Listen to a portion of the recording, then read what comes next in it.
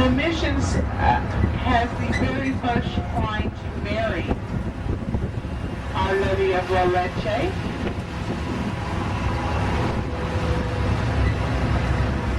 It's a very, very serene place. John F. Kennedy visited it in 1961, I believe. He called it the holiest acre in America. There's always a nice little breeze off the bayfront at the mission. There's plenty of wildlife. There's the statue of Father Francisco Lopez. You can see it clearly from here. Now that cross is 208 feet. It's made out of stainless steel. It weighs 70 tons. It was a gift to St. Augustine on her 400th birthday back in 1965. We just celebrated 441 this year.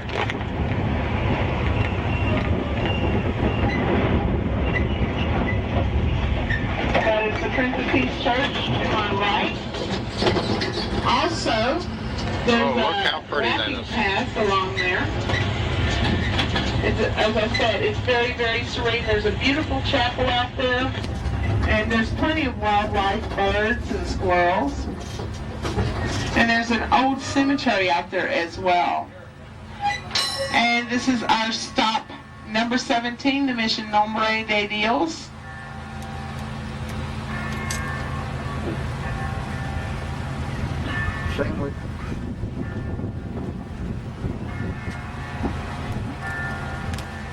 Yeah, but we'll always remember I said that. Yeah. It won't be on the tape. No. See a picture of the boys? Yeah, I just did.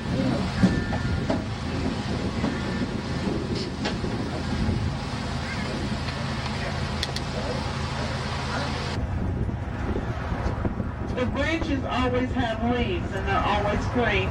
The branches are never bare. The University of Florida came out and did a lot of tests on this, and they came back and said that this tree is between 600 and 700 years old. That means it was a mature tree in 1513 when Walt Johnny's beef and sausage. officially discovered Florida. Now we call him the old senator, and that's because his branches are all crooked and shady, sort of like most politicians. Yep, there it is. The Spanish moss hanging from the branches is not Spanish, nor really is it moss. It's an epiphyte, an air plant kin to the pineapple family. And it's infested with a parasite called a chigger. This is our stop number 18. And for those of you who aren't familiar with a chigger, this is a small bug that bites you, burrows under your skin, and just keeps eating. Henry Ford used that moss to stuff the seats of his very first automobiles, which more than likely prompted the very first automobile recall once them chiggers got loose out of that seat. We're coming up to Magnolia Avenue. National Geographic has proclaimed this one of the 10 most beautiful streets in America. They took a lot of pictures and they even published it in the magazine. You'll be hard pressed to find a magnolia tree. I do know of 3 of them on this street, but what you will see is 75 bravos, all in a row, forming a canopy over this street. And they go that way due to the sea breezes off the Atlantic Ocean, which is just right on the other side of the Fountain of Youth. The wall to my right is a tabby wall, T-A-B-B-Y, and that's made out of whole oyster shells, salt, lime, and water. It's a defensive wall. If you were going to make a tabby floor, you would grind the shells up really fine. But as I said, that's a defensive wall. If you tried to cut that, you would try to climb that, you would get cut. That cut would turn into a nasty infection. And due to the lack of antibiotics back then, it would have turned into blood poisoning and you would have passed away. A lot of people died like that back then. We're turning into our next stop, our stop number 19, which is the Fountain of Youth Archaeological Park. Along this coast in 1513 is where Juan Ponce de Leon landed to officially discover Florida. And I keep saying officially discovered because there was about 100,000 Native American Indians already here of the Timucua tribe. Now, Ponce de Leon was only 4 foot 11 inches tall. Now, isn't this the last stop? Timucua grew to between 6 and 7 feet tall. So you can imagine the look on Ponce's face when he's seen them. And this is our stop number 19. This is the Fountain of Youth. And there you will find the planetarium. Also directly in front of me is the... Okay, here's Fred, and we've gotten off our tour at the very last stop. We're going to do the Fountain of Youth. Yay. Okay. There's Fred's buddy, Ponce de Leon. He's going to try... I believe that statue's taller than Ponce de Leon was. Now, this gentleman just gave us our water from the Fountain of Youth. Right. Fred's getting ready to drink his, and then I'm going to drink mine. It's going to make me young. Keep you young. Well, I guess it's too late, isn't it? Bob, It's going to and drink here's the my Fountain of water Youth. from the Fountain of Youth. Right. Is it working? Yeah, I believe you do look I'll young. bet. And Here, you want it back? Uh-huh. It's going. here's where he got it from. Right. From the Fountain of Youth.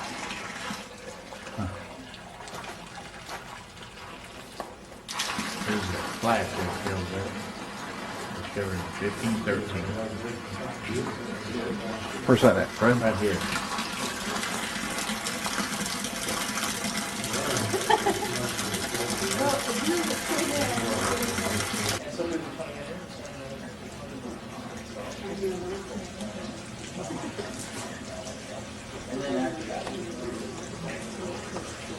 And you'll notice the waves are coming in with the ship.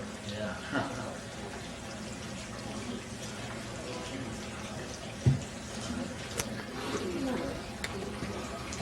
And here's some Indians over here. And water from the Fountain of Youth. Oh, it's turned off right now. Yeah, if y'all kind of like to move over here behind the bench in this area, please, I'll give you a little talk about the history. I promise most of it will be true. Truth's never out there, true will be true. Just kidding. Okay, I can do this. Excuse me. Well, welcome to St. Augustine, Florida, the nation's oldest city, and the Fountain of Youth Archaeological Park. The water we serve to you is pure mineral water, known as sulfur water, which is drawn from the Anastasia Aquifer, a system that underlies St. Augustine. Due to government regulations, it is being treated before being served to the public, believe it or not. When Ponce de Leon arrived here in 1513, the spring was an overflowing pond that occupied that whole lower area down there. Due to a water table drop back in the 19th century, it was necessary to cap it off in the form of a well to preserve it as a historical landmark. Today the water maintains an average depth of around 11 feet. These Indians whom you see portrayed about the room in these dioramas were the Timucuan Indians. They were residing on these grounds in their village of Siloy at the time of Ponce de Leon's arrival. They were said to be a tall, robust, and generally healthy race of people, their unusual height being due largely to the long-standing custom in the villages of always marrying the tallest men to the tallest women. For example, Chief Lariva, whom you see up here in the diorama, who was present when Ponce de Leon arrived, is said to have stood around 6'6". Now, Ponce de Leon himself, as you also see up here in the diorama, he was considered tall by the standards of Spain and Europe back at that time. He towered over his crew at a magnificent 5 feet. You can see this diorama is not to scale. Now, the man who is officially credited with discovering the mainland of the continental United States is Juan Ponce de Leon. He was born in the province of Leon, Spain, in the year 1460. In 1493, he accompanied Christopher Columbus on his second voyage to the New World. In 1509, he was chosen to be the first governor of what is now Puerto Rico. It was there that he learned from the Indians of an island called Terra Bimini, which lay farther northwest. Terra Bimini was said to be very rich in gold and silver, also to feature a miraculous spring, whose waters would give eternal youth to all who drank of it. Now, Ponce de Leon believed this story, and so he outfitted 3 ships at his own expense and set sail in search of Terra Bimini. He meandered northwestly through the Bahamas, and on Easter Sunday, March the 27th, 1513, he saw far to the west what he took to be a large island.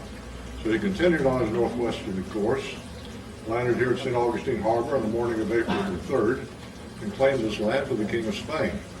As he had first sighted this land during the Easter season, which is called by the Spaniards Pascua de Flores, or the Feast of the Flowers, he named the new land La Florida, or the flowery one. Today, of course, you pronounce this word Florida. So you might say that the modern-day state of Florida is the only part of the North American continent that still has the original name. And I'll call your attention to the stone cross lying here in the ground. If you'll like step up close and see it there. This stone cross here in the ground was left here in 1513 by Ponce de Leon as a landmark. You notice there are 15 stones running east and west, and 13 running north and south, counting that center stone twice. This represents the year 1513, the date of his arrival.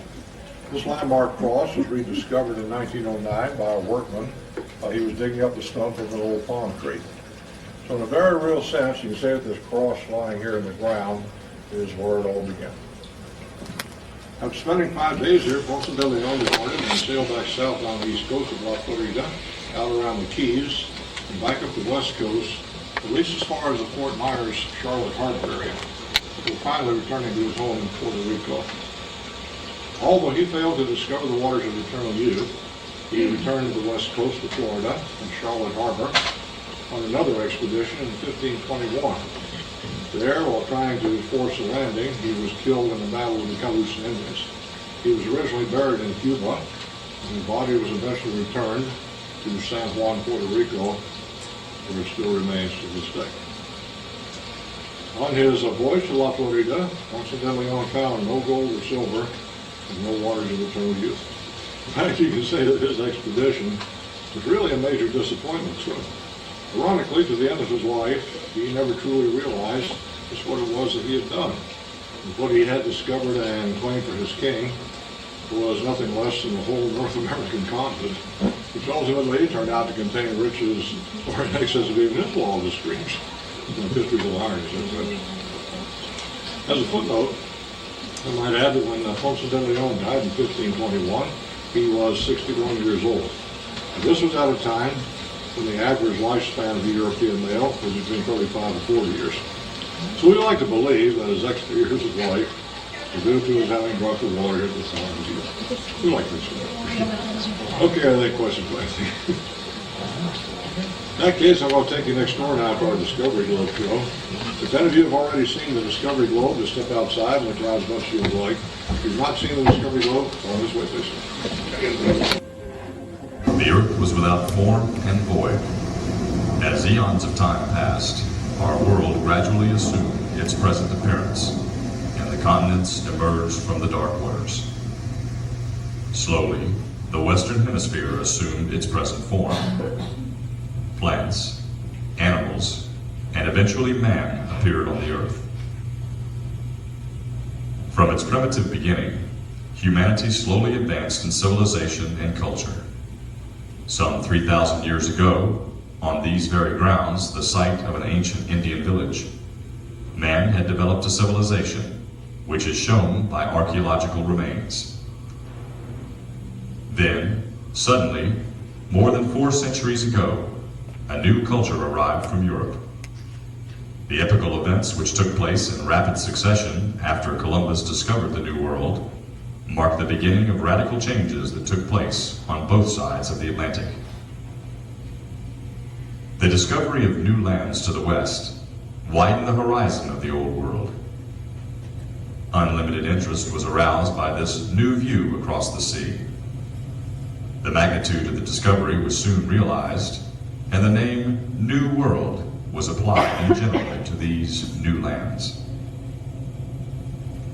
Through the ensuing years of exploration, settlement, expansion, development, and finally independence, the two continents, North and South America, have become an integral part of international life, and they are still generally referred to as the New World. This globe represents our world. It rotates on its axis exactly as does the Earth. It is 56 feet in circumference and equal in height to a two-story building.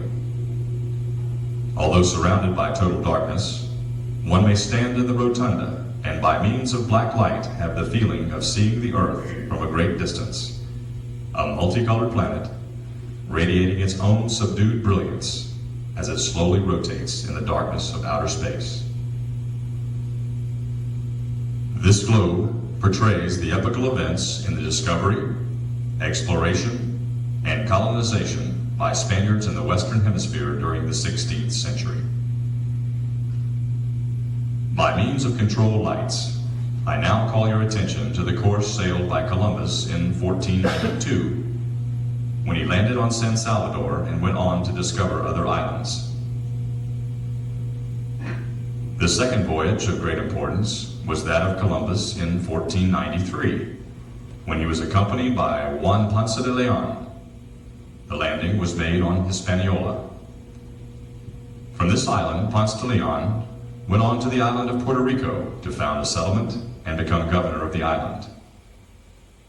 Another famous voyage in American history was that of Ponce de Leon in 1513, when he anchored his 3 ships within sight of present St. Augustine Harbor on April the 2nd and named his discovery La Florida. On April the 3rd, he landed and took possession for Spain.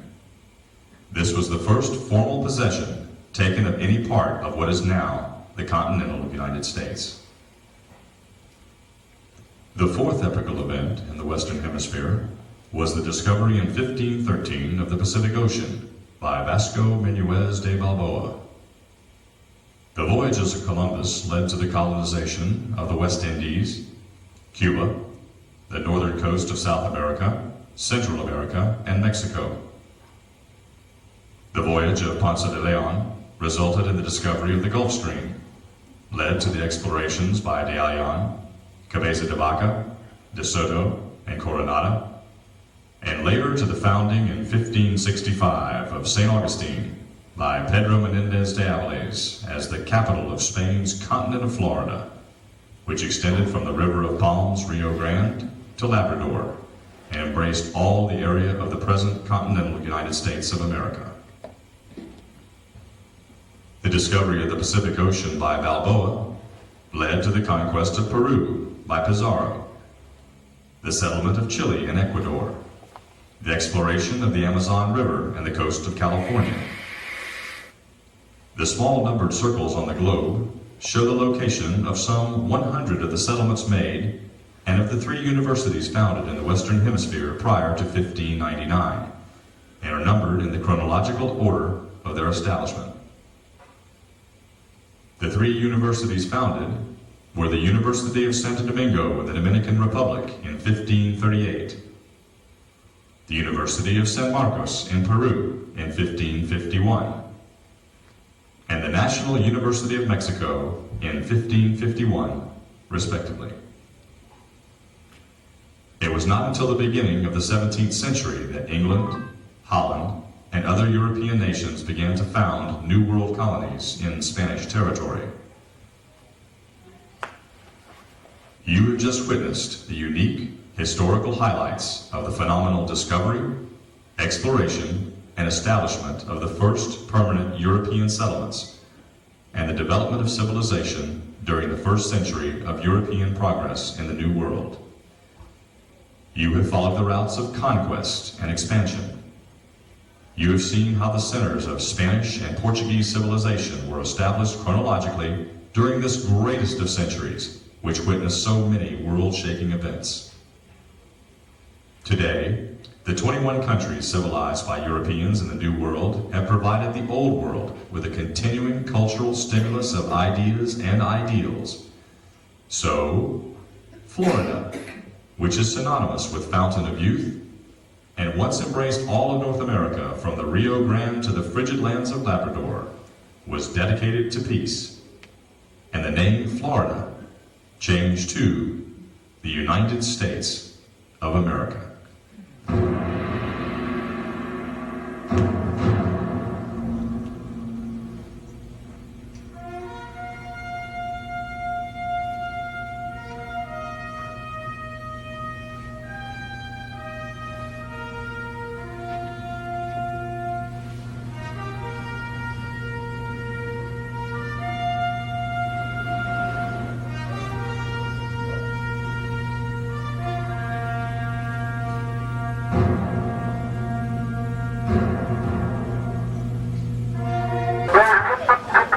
Okay, there's an old cannon.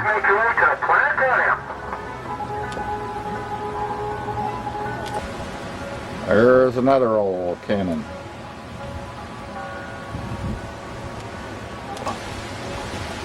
These large case jars. There's another old cannon. And then here's some large jars. And by large, that's Fred. And that's the jars. These are over 300 years old. They're over 300 years old, these pots. And then there's anchor. And a cannon behind it. We got ostrich over there. And there's an ostrich. There's a peacock there, but there's ostrich Or over peacock. Where's an there. ostrich? Over there. Oh, over there. Yeah, that closure. This place marks the site of an ancient Indian village called Seloy in the 16th century. They believe they had lived on this site for centuries before Ponce de Leon landed in this vicinity in 1513.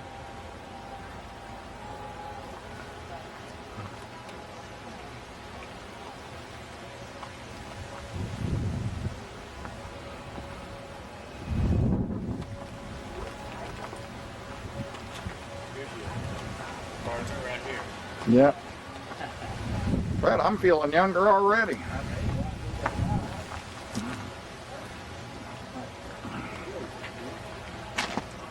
This anchor and 2 cannons were salvaged off the coast of Cape Canaveral. Fleet had been from Jean Walt's ill-fated French fleet, which went down during the hurricane in 1565. They were on the way to destroy the Spanish attempt to found St. Augustine. The French survivors were massacred and located 17 miles south of St. Augustine. Ground rocks buried and the rest were part of the ship's ballast. Ground stones could not damage it. Stones could not damage the cargo.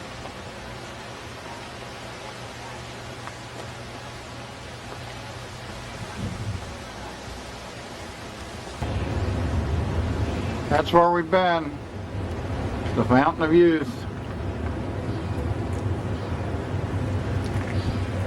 And there comes one of our trolley trains coming down that real pretty street.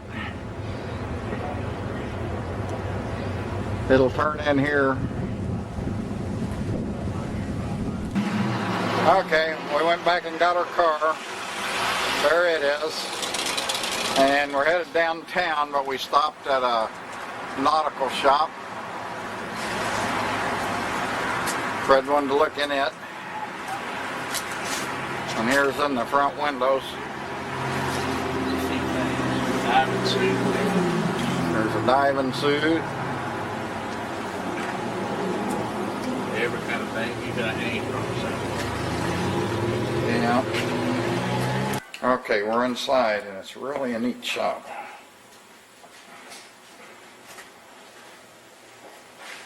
There's a cannon like they got it for games. There's Fred's diving suit he was looking at. Or a replica. Well, I had a lot of hits, but there's a lot of people that didn't know I was here. I started getting all my repeat customers. You gotta remember, I went through there. Well, it says something. I'm selling better stuff now than I ever have before. So it says you don't walk in and sell that within 4 hours. So you dropped it, delivered it, and within 4 hours, the guy walked in, took that, punched portholes, punched it, and and he's going to call me with a shipper. That's the second one I've sold. I sold helmets, I sold cannons, I sold pistols, I sold all kinds of stuff. There's a captain's But now wheel. I'm starting to get the people that came in and said, oh my God, we knew you were here. And, you know, you get all my repeat customers.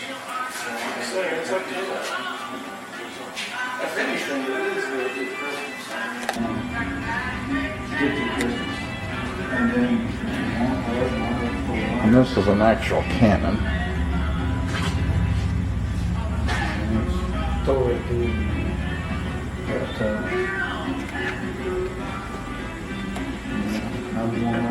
1620s to 1720s.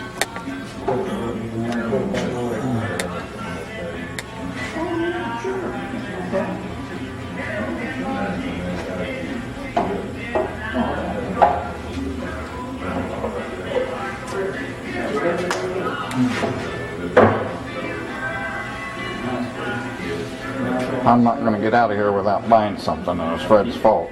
Yeah. I said, I'm not going to get out of here without buying something, and it's your fault.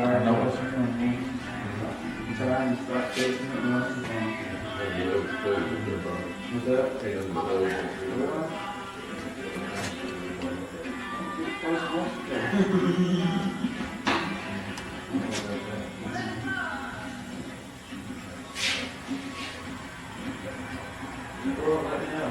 You just let me know what you want to do, and I'll make arrangements, because I'll try to replace some of these different pieces that go on, so you let me know, so I can fill the space, if I don't want to go in and see the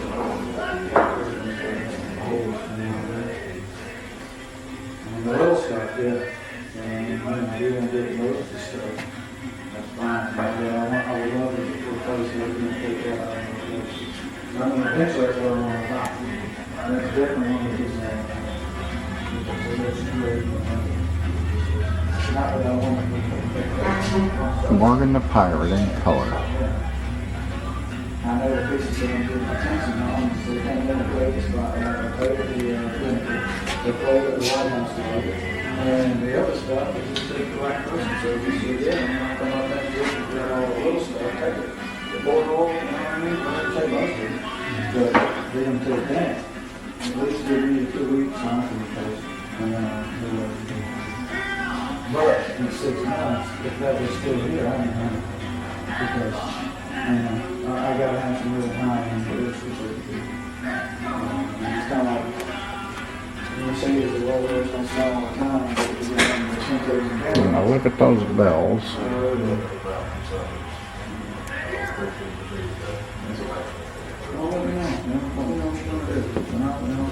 I'm gonna buy that. And I'm gonna buy that.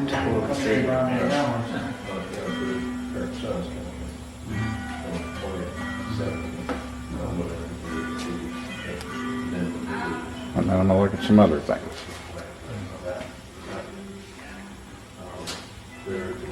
And I don't know if Fred's going to buy anything or not, but he's looking around. He's going to get something, but he don't know what. One last look around before I get ready to pay for my purchase and head out. Quite an interesting place.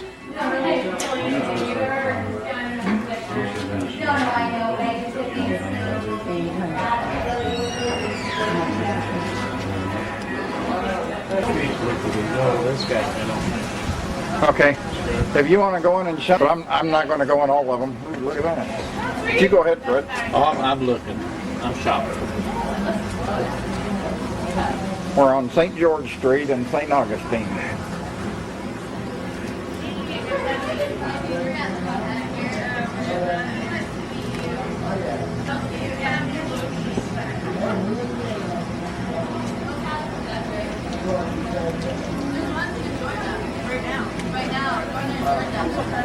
Yeah, exactly. Yeah. Family Kill by... I didn't quite finish it.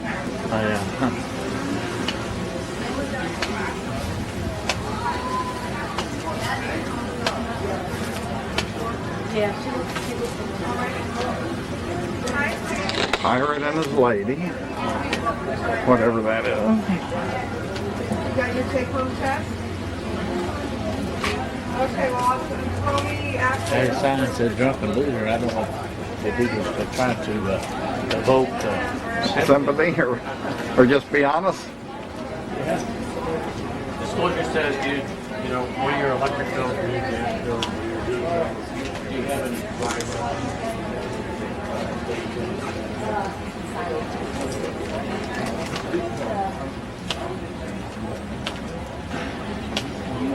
There's the ghost tours.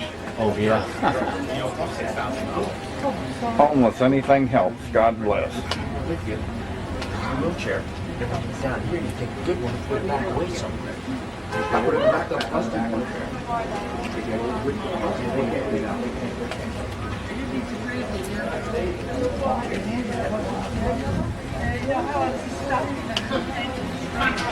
Yeah, you got it.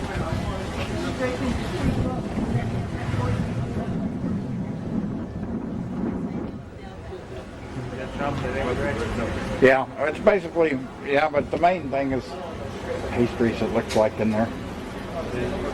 Pastries.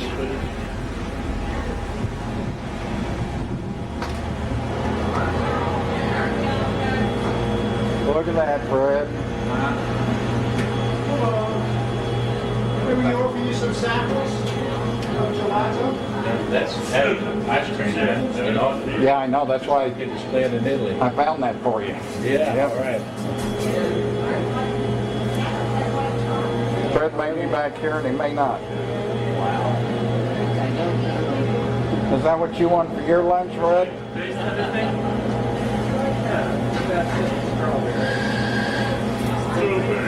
There is my mint and lemon and pineapple ice cream cone that I'm eating. This might look interesting. Let me just swing here and look. And I cannot believe Fred did not get any. I'm exercising restraint. He's exercising restraint. Man. Okay.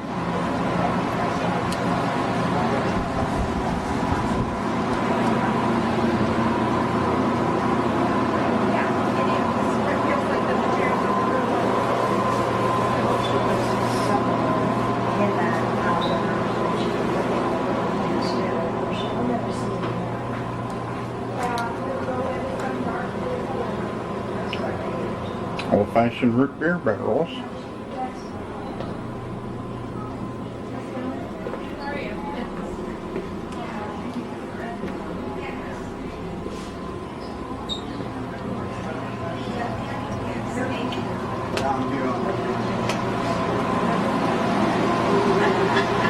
Oh, there you are. I didn't know where you went. I was in the candy shop. Oh, I'm gonna be on this bench out here eating my... There's a pretty neat sign I've seen. It's in a shop that Fred's went into. I'm not sure. Oh, there it is. Fine Art Gallery upstairs. Mariner's Manor. That's the name of the shop Fred's went into. And there comes Fred. Did you get you anything? Did you get you anything? no. There's, Too bad, but that there's guy the bag, better lady. get prices, I think. Yeah, and he had a specialty shop. Yeah.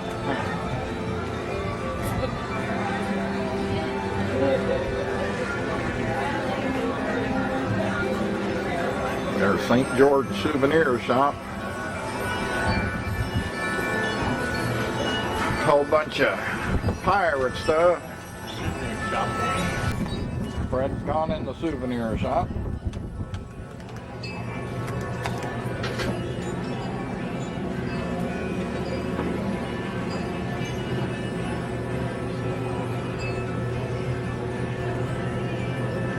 We're not taping in here, are we? Yes, you want me to shut it off?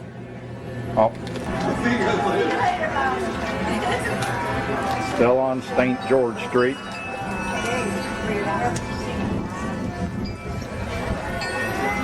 Palm trees, tourists.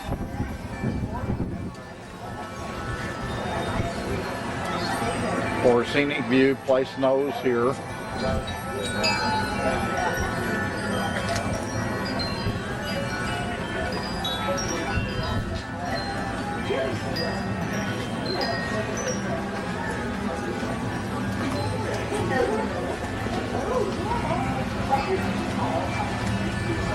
St. Augustine, Florida.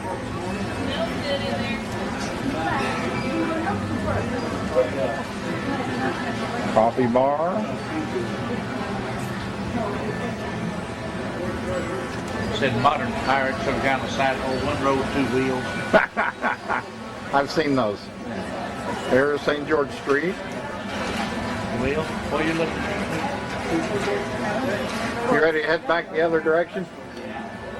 Okay, we're going to head back the other direction, grab a bite to eat, and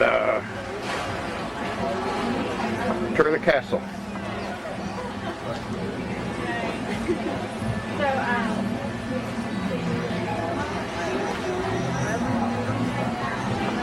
I'll go down and get Sheila's Irish place she likes.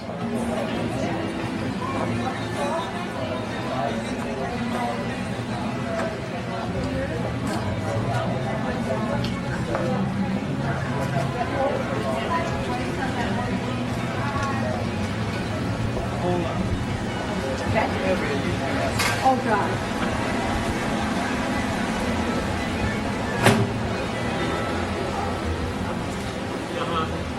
There's the House of Ireland. Sheila's favorite place.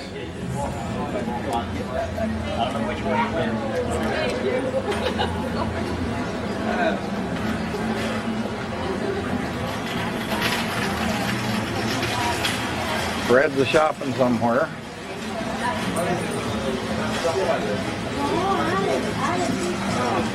Ah, there he is. There's Fred coming this way, and I'm headed toward Fred.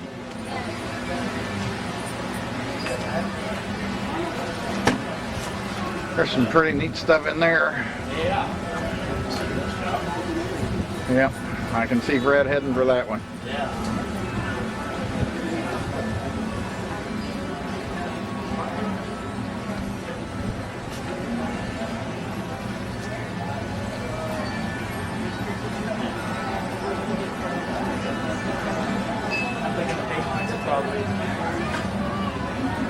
Down I-4 to our motel. Plus the eating wouldn't work out because... Well, let's go. Oh, I think it's pretty neat. I'm going to tour these public restrooms too. All right, you want to do that? Yep.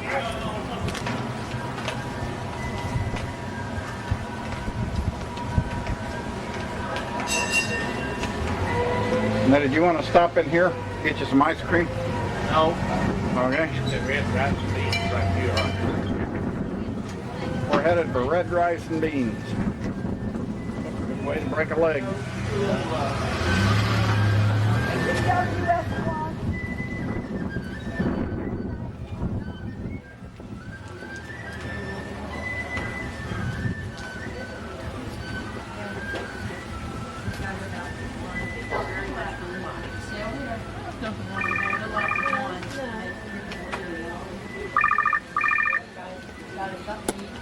Hello? Hi. Yep. Yeah. It's nice.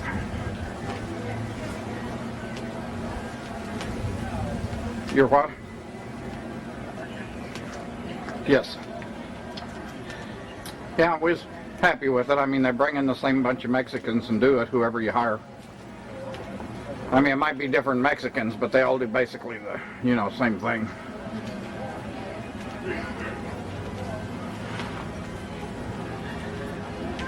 Well, they take care of your deductible, yes. Uh-huh.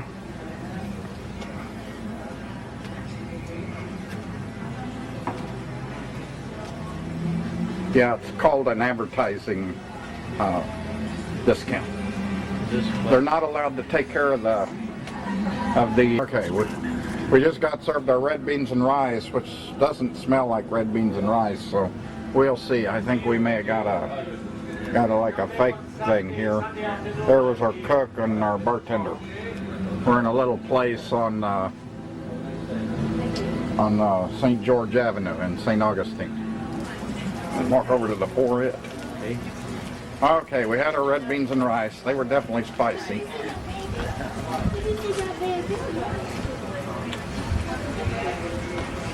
We've got about an hour to go through the port if we want to be able to go down the coast when it's daylight.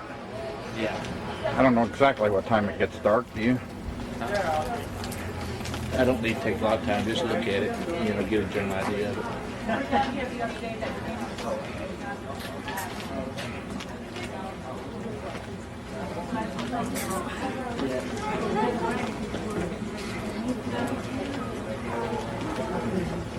That place is for sale. One could only guess what it sell for. Here's a old building that's here, colonial Spanish Quarter living history entrance.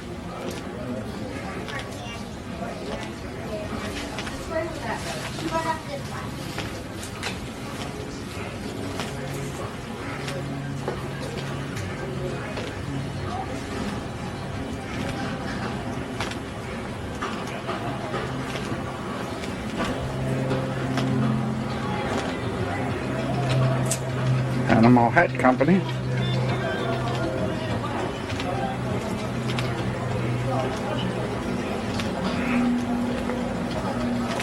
Casa de Haida, a reconstruction.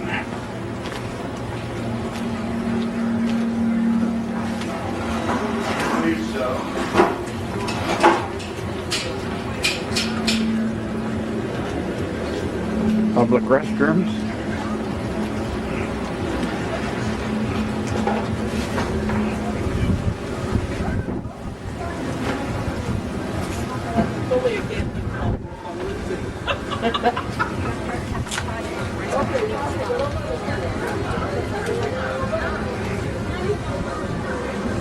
Ready to go on shopping.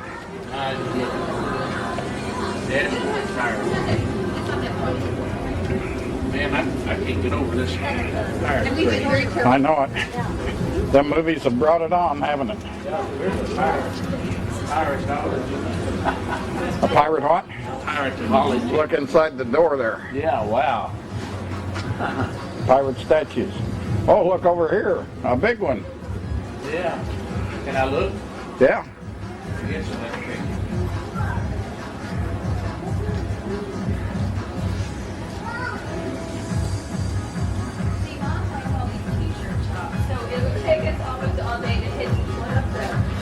There were pirates in there.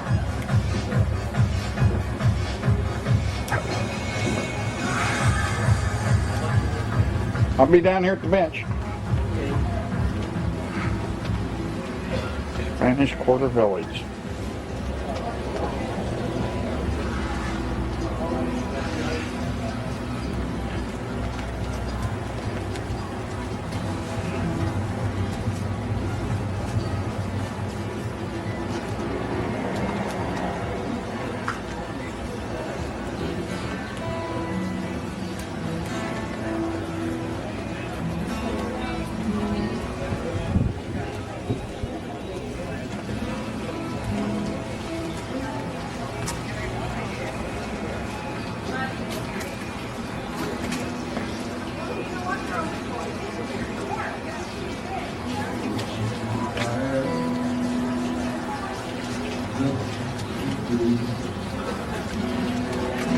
There's an old water mill at the Mill Top Tavern.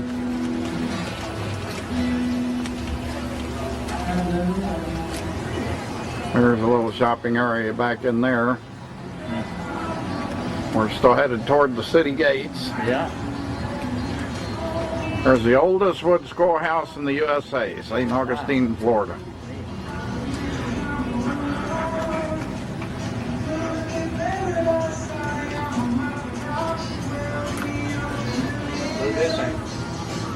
There's another old anchor. Man, the ship's lost a lot of anchor, I reckon.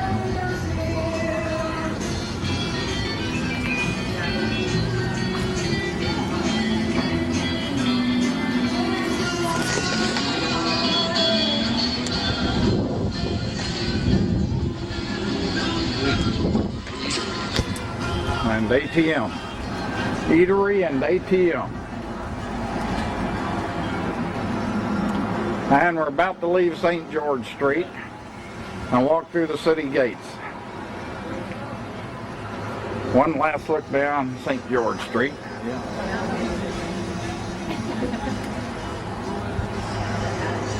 Cross over at.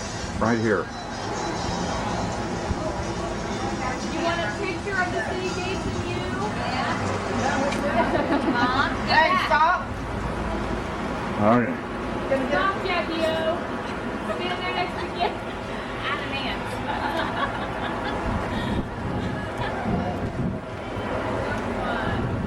And here we are, walking through the gate.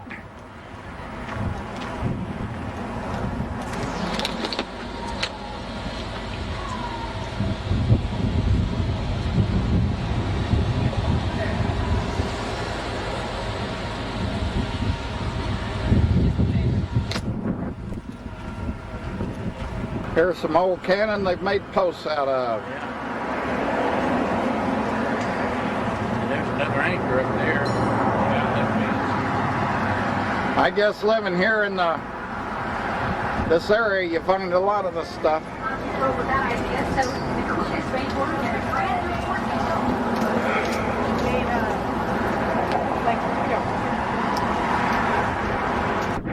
Okay, we're on the castle grounds now, walking toward it.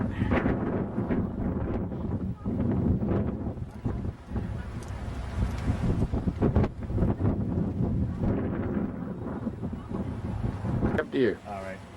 Okay, we looked at the castle from the outside. We're debating whether to go inside or not.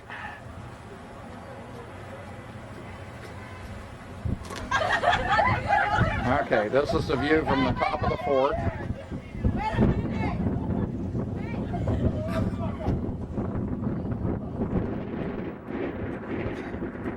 There's cannon. And there's a view of the inside. All cannon.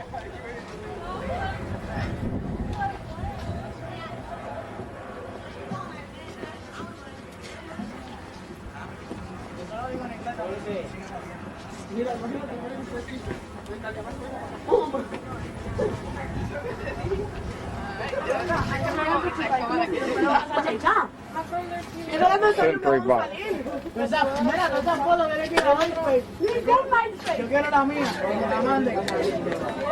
There's Fred going in the sentry box.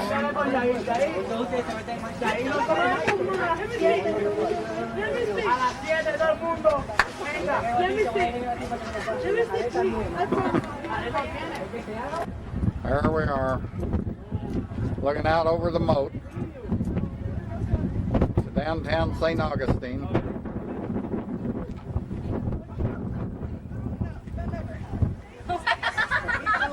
Whoa!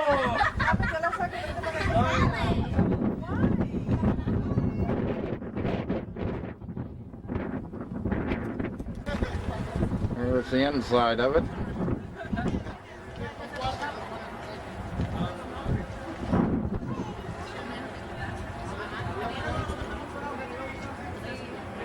Here's some mortars. Yeah. Cannon. More mortars.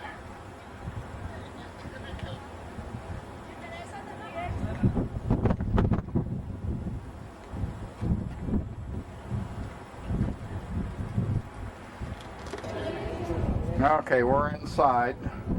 We're down in below, and these were the latrines.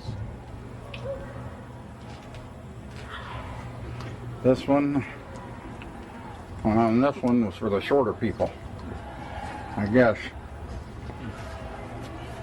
And there was our latrines. Yeah. Well, it doesn't say what this room used to be. But it's got a big curved wall. I don't know if you can tell that or not. And it goes into a darker room.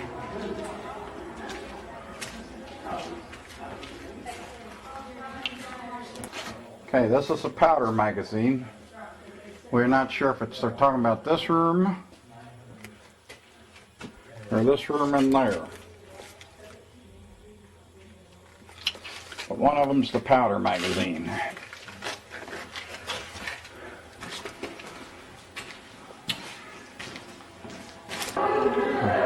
Well, we've been in several of these big rooms like this.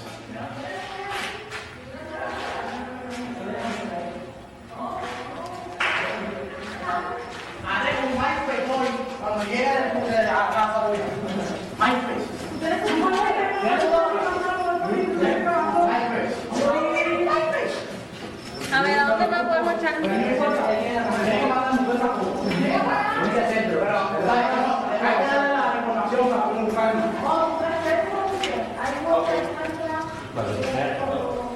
It is chapel. Here's the chapel. Then you see that one back there that had, see the cover that had Yep. probably saints or something in there. Reckon they were Southern Baptists? No. They were them heathen Catholics, weren't they? Yeah.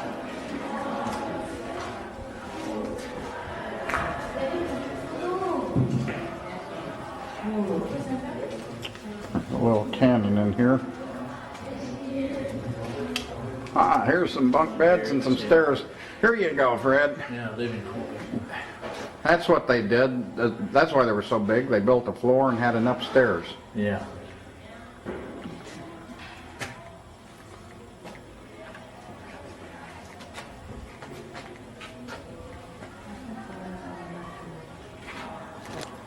Here's some of their weapons. Well, cannon, good heavens. What did it explode? This cannon exploded November the 10th, 1702. It started against English troops here in the town.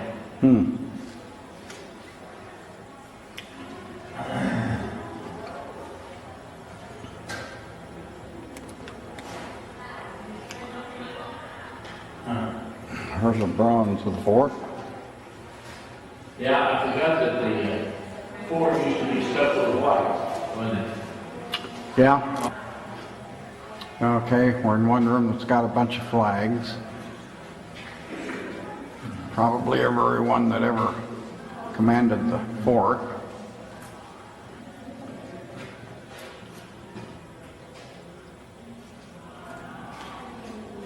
Wow, look at that. That's a replica, but look at that sword. Open that door. Okay. This royal coat of arms was on the detached entrance fortification until 1958, when it was removed and placed indoors. That's a replica. It was installed in 1762. These doors hung at the entrance for over 100 years.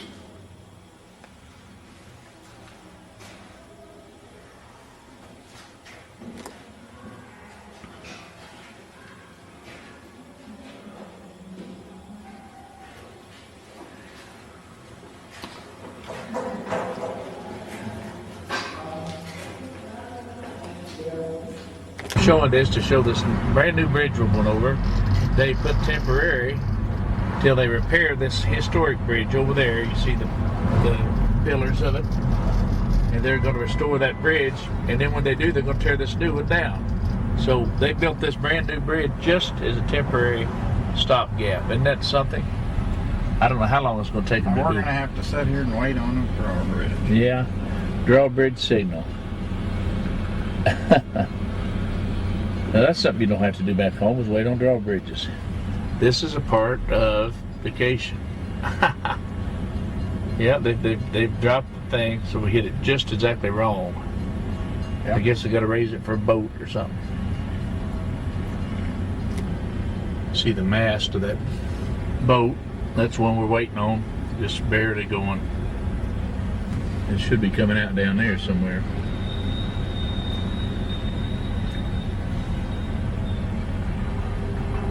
There it goes. The boat we're waiting on.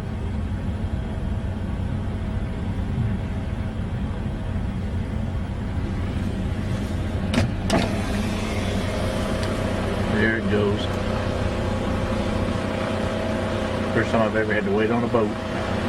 I waited on trains and all kinds of things, but I never waited on a boat before. I'm the second boat away. Is he just now going under?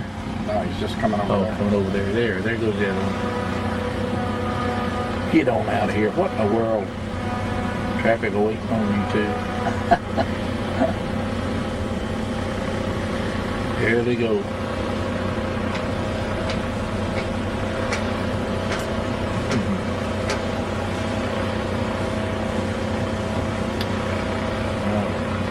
Now the bridge is going back down. And that says, if I can zoom that in, it says, well, come on, friend, there it is. Draw a bridge signal, there it is.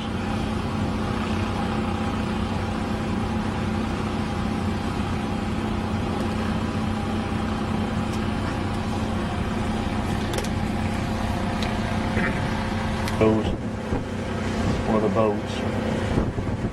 And the other one is over behind that crane. She's going to come out. The ones we're waiting on. I don't know if he's going to come this way or not. This is the St. Augustine Lighthouse. It's pretty.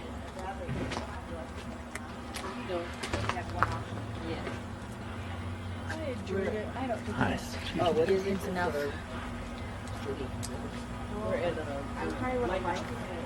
Wow. It's a big one, boy. Big one, big one.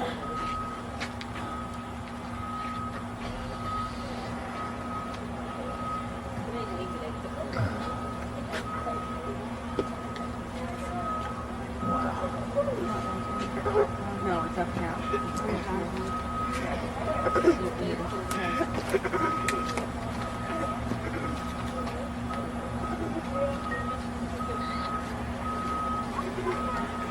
This is all changed because that used to be the visitor center. Yeah. Which one? Visitor Center for the Yeah, lighthouse. new sod. Yeah. But it looks like an old sign. Yeah.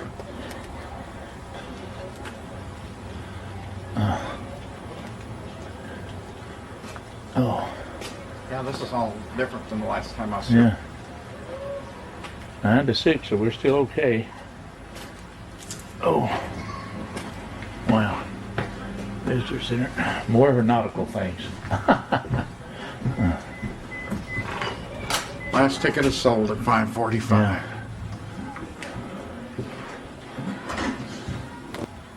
Here we go. Look at these beautiful trees. We're here at the St. Augustine Lighthouse. Walking back to the car. Ready to head out. Head down the coast. Head back down toward Orlando. We have had fun though. There's a lighthouse. We can see it through the trees. Peeking out there, isn't that pretty? Right past the trees, if you can see. Let's see. Well, where is it? There it is. There it is. Right past the trees.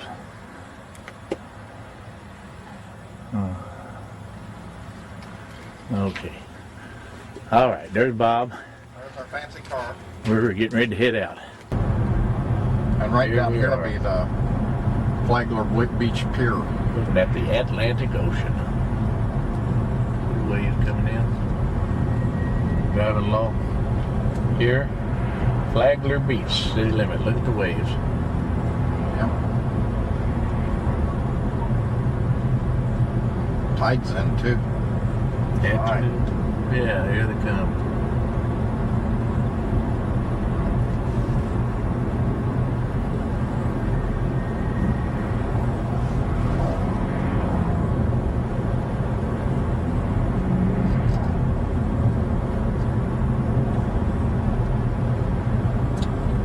I guess that's a fishing boat up there. I don't really know.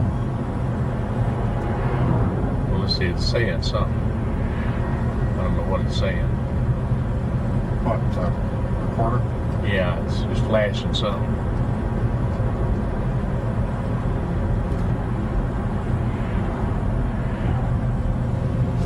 When it ends, I got another one. Okay.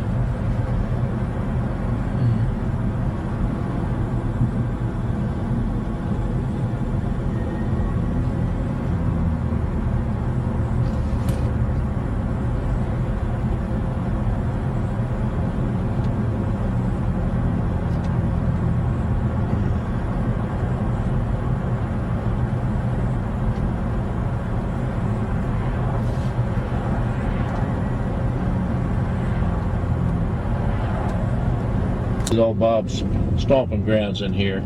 Yes, it is. This is down to Daytona Beach area. We're headed down to Daytona. We'll go see what the boardwalk looks like. They're putting in a whole new thing there, so I don't know what it's going to be like.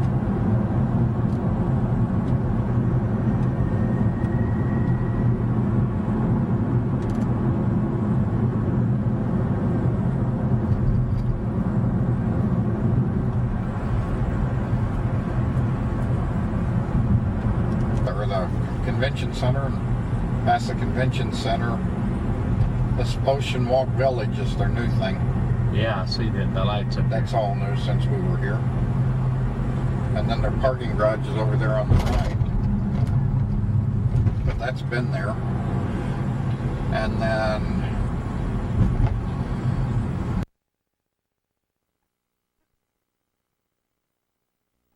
lights, and it's wide open, and we even found a parking spot.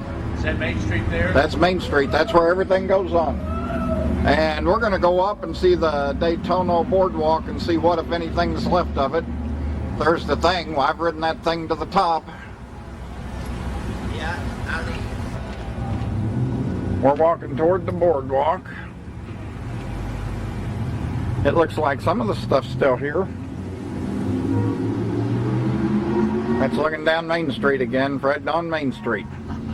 When I show you pictures in the future, or old pictures, I'll say you've been right there. Yeah.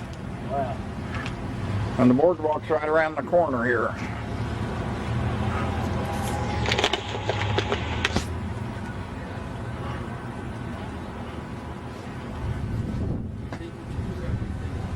Reckon that's an authorized Pirates of the Caribbean, Daytona Beach. I bet it's not. I think we got her over.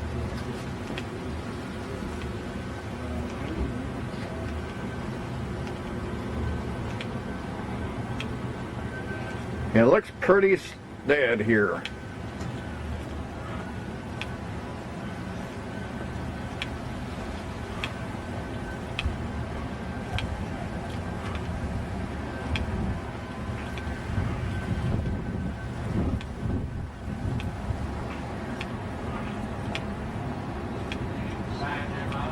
I did. Yep. Welcome to Daytona Beach, Main Street Pier and Boardwalk. Well, the boardwalk's still here. During Bike Week, they mark this sidewalk in half. Bikes can actually drive down through here and go down through there and park. Oh, that's a great deal. You think we ought to go out there and put our hand in it so we can say we did? Can't go up there. There's the ocean. There's the pier, Main Street Pier. There goes a surfer. Shark food. Yeah, I love it. Glad there's some sand on it. And this is the boardwalk, what's left of it. Yeah. So they're tearing it out. Well, I'm not exactly sure what the status of it is. I was surprised to see this here. But that's my understanding.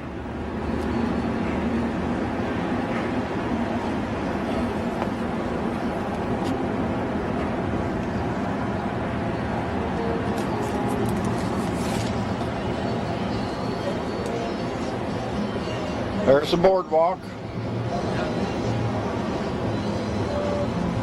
There's the Mardi Gras Fun Center. Yes, sir.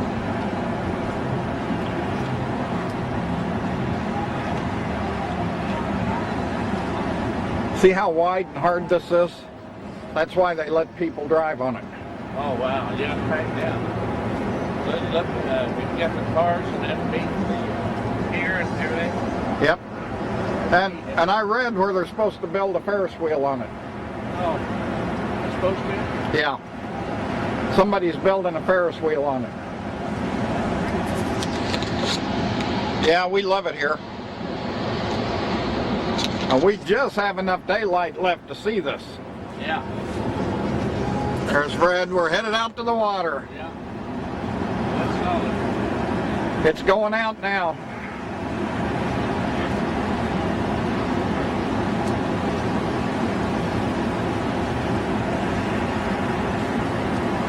Okay, here it comes. I got my hand in it and my shoes in it. So's Fred. All right.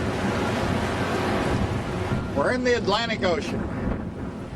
I think it's coming in. Oh, I think so. Chased us in that time. Yeah. Fred collected him a shell. Yeah. He may get a few more. They're laying all out through there if you want some more, Fred. Right at the edge of the water. There's a little one.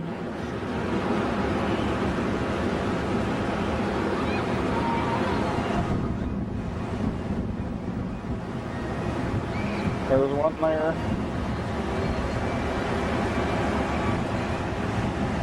Several right here. Here's a fairly bigger one. Is that one? Yeah. Give these to my mom. See that shell? Oh, this is a rock. No, that's a shell. That might have a pearl in it.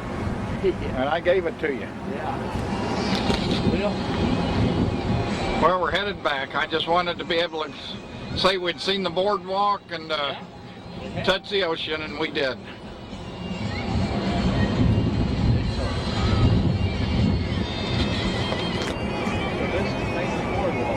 Yeah, and I think I'm going to check out the Mardi Gras bathroom. How far did what long way is there? It used to go down there about where that construction thing is. Yeah. Generally, that crane thing's sticking up. People are swinging on that. Yeah.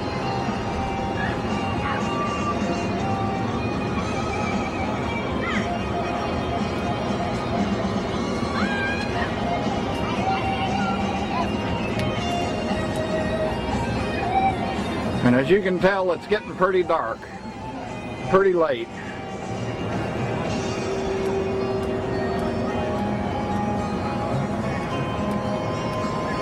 So we made it all the way to the ocean today.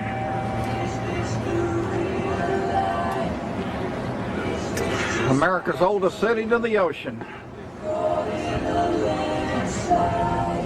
Escape from reality. Okay, we just had dinner at Popeyes in Daytona Beach. Getting ready to pull out of there. It's 6:21 of an evening. We still got to drive back to our motel on 192. Here comes Fred out of the door. That guy's going to ask him for something to eat. He asked me for something to eat.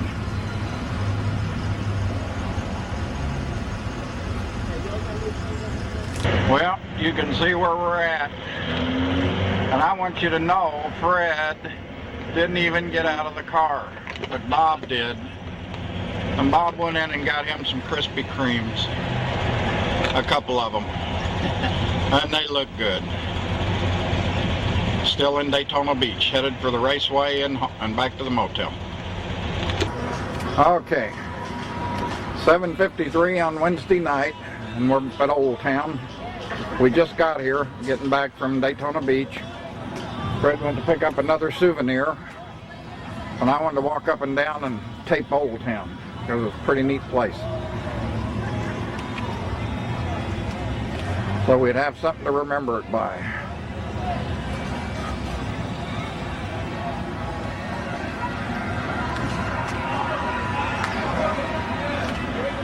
There's like a skee ball hole, a game emporium.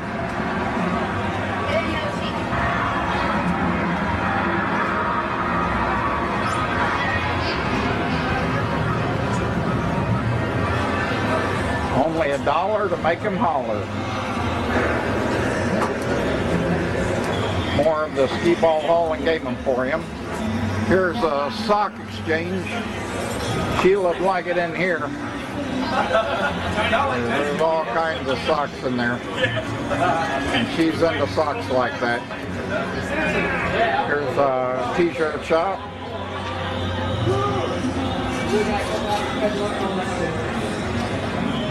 And then here's a puppet place. I didn't think so. And a pearl factory. And a pretzel company.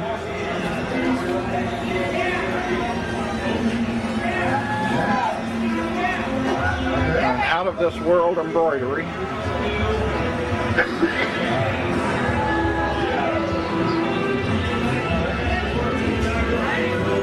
Bags with class.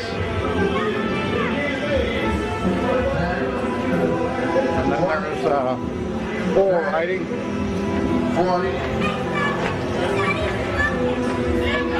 He's doing a pretty good job.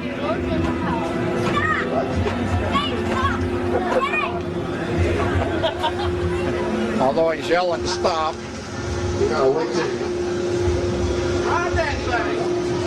Here's an old photo place. Take your place in history.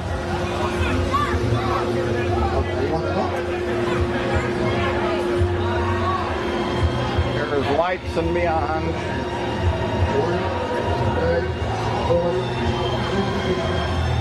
There's wardrobe 7.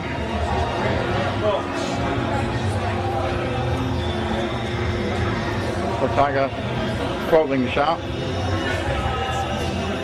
Here's candlesticks, candles. Smells good. Right past it's the gold factory and the camera place.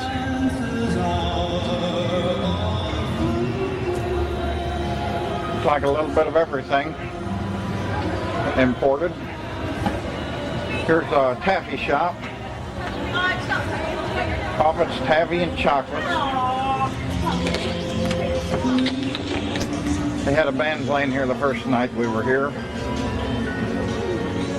This is Tropical Breeze Family Restaurant, daiquiris, sodas, wines, and beer.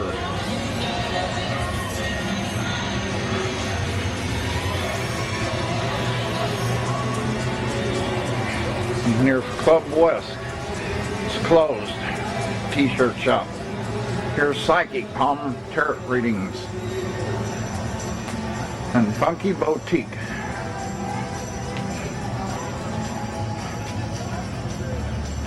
Here's the Union Jack British goods. Got British foods and spices and flags and stuff like that. Here's Panda's gift shop.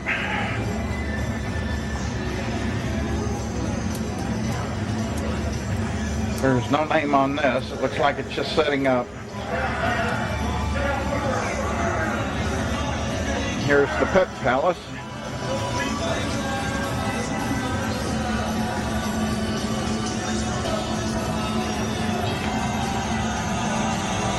Knives and things. Oh, check out that shirt. Dead Men Tell No Tales. An empty shop. Santa and Company. A lot of sailing ships there. Some Christmas supplies in there. Of course, up front we've got a carnival. There's a super shot. There's a bar. There's a Ferris wheel that's not going. And here's a sling thing that helps us tell us when we're getting close to where we need to be. And swinging around. We've got Groovy, which has a bunch of Austin Powers type stuff. The House of Ireland. The Leprechauns Made Me Do It. House of Ireland. Here's Biker Leather. And then here's Old Town Leather. Separate shops. Oh, actually they've got a door in between. Here's Tiki Gems. A lot of t-shirts.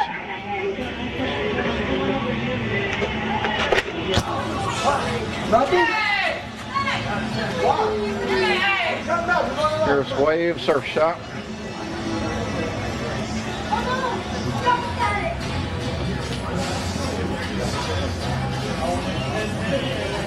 Reflections.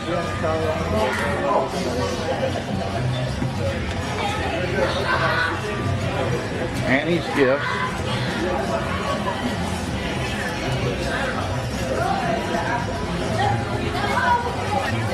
There's the high striker.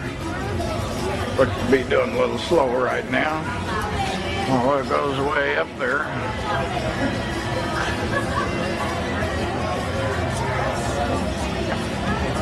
Here's wounding around.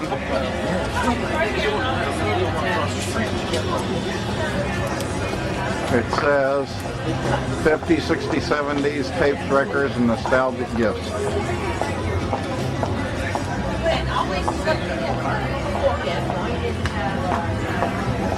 There's the lamp from A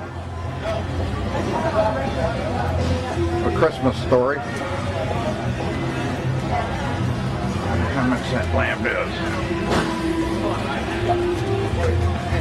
I can't see.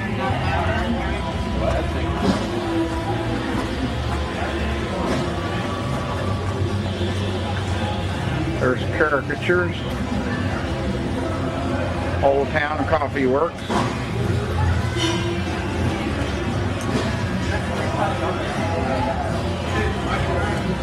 Tobacco Works. Magic Time. Magic Max.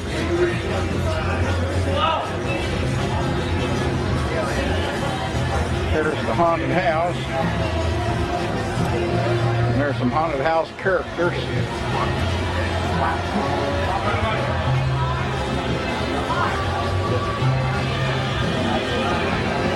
Now, here is, I'm not sure what the name of it is, but it's drawing a crowd that shows Bike Night Record, 853 bikes in attendance, home of the Thursday Bike Night.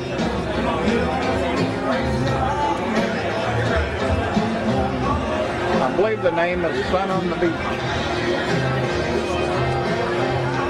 Sun on the Beach. This seems to be the most jumping corner.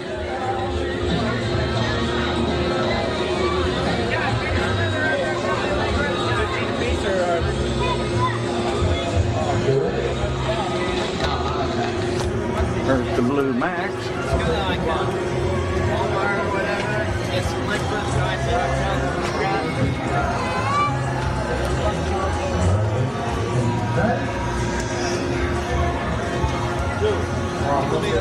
Blue Max Tavern.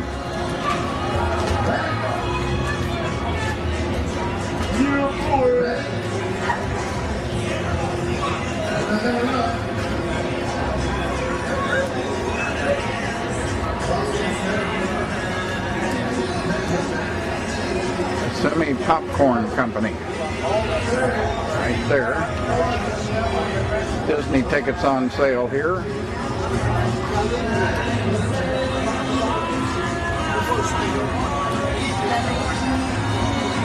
And here's the day spa.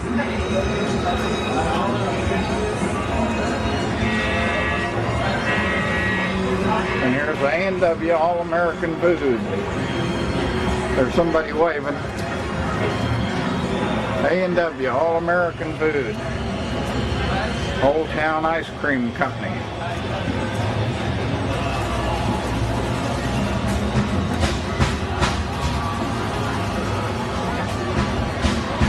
Okay, I'm crossing the street past the A&W. Here's a couple of sharp-looking old cars.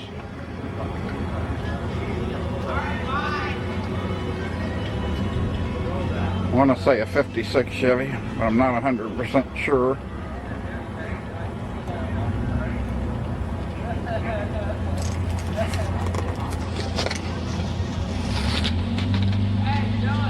They're not perfect, but they're in pretty good shape. Actually, this one's kind of rough. Chrysler Imperial.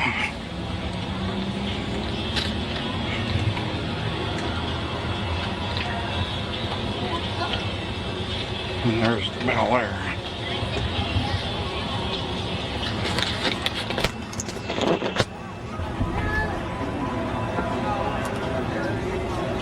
There's Red. And we're at the entertainment shop. Movie, TV, music. the Tower of London Experience, Wax Museum, Benny Hill, Wax Museum, Kitty and Company,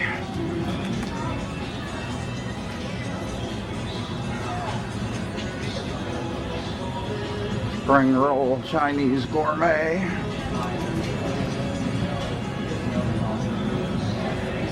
Flags and Pens of the World, 4 for $20. Fred was in here the other night and looked. FTW, Forever Two Wheels. I guess that's what you want to call it. Yeah, let's go. Okay, man, just like, Homer Sports Cards and Collectibles. Tattoo Old Town. Tattoo and body piercing. Sunglasses Old Town. And Wild Billy's Gifts.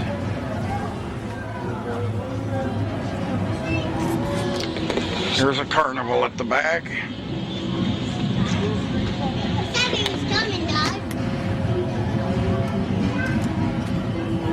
The kiddie roller coaster's running.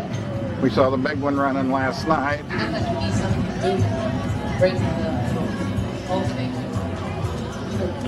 Cotton candy, old town candies.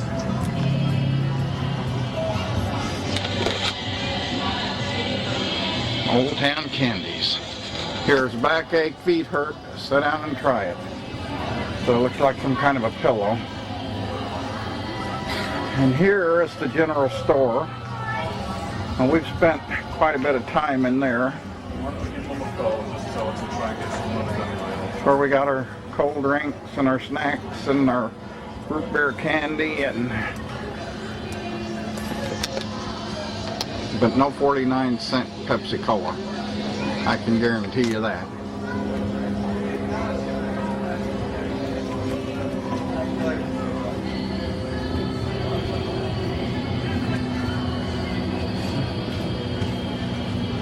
But anyway, that's our old-time general store. Collection out front. Then we go to the Gold Hut.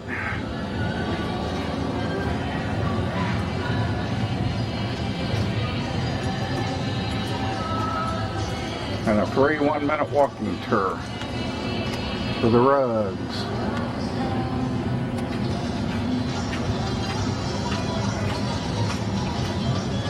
And this is the Black Market Minerals.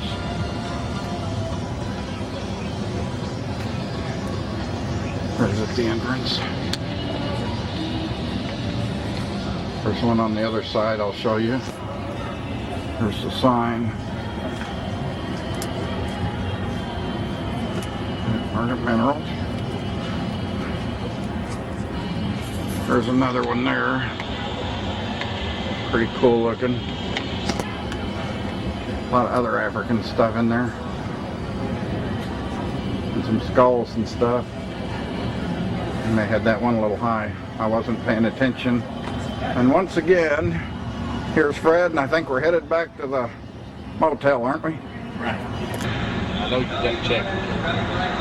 Here's where we were, and what you just saw is Old Town.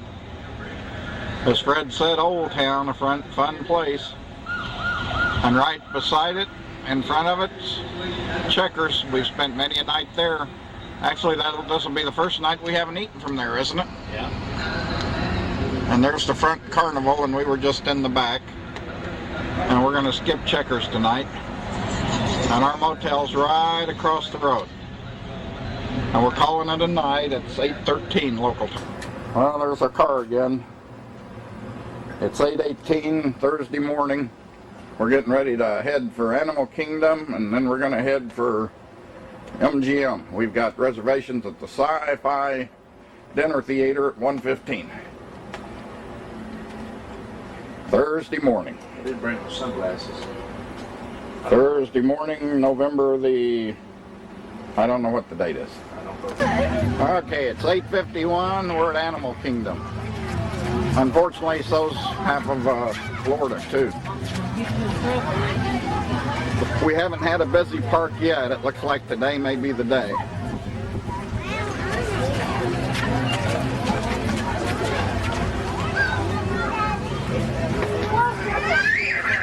All right, what a way to start off the day.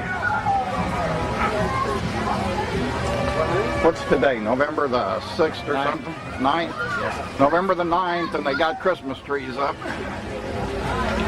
Have all the pockets are they back? Hang on.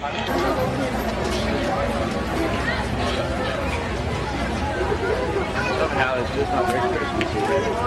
Lions, trees. Yeah, Fred's mentioning the lions and the elephants and the... He says it's not really very Christmassy. And he's really right.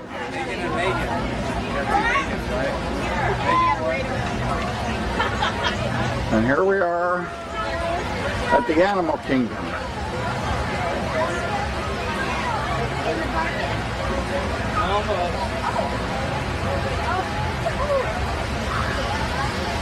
And we're headed for MGM after we do 3 or 4 rides here.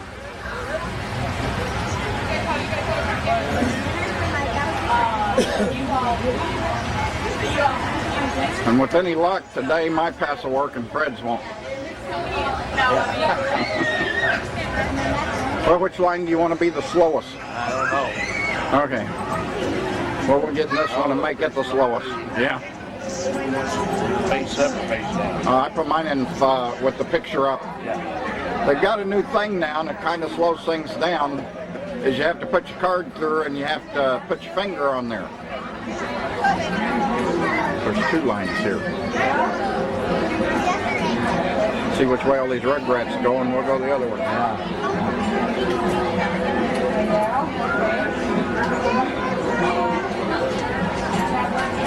they're going to block them off. And I think Charlie, that Kennedy's where it's coming from.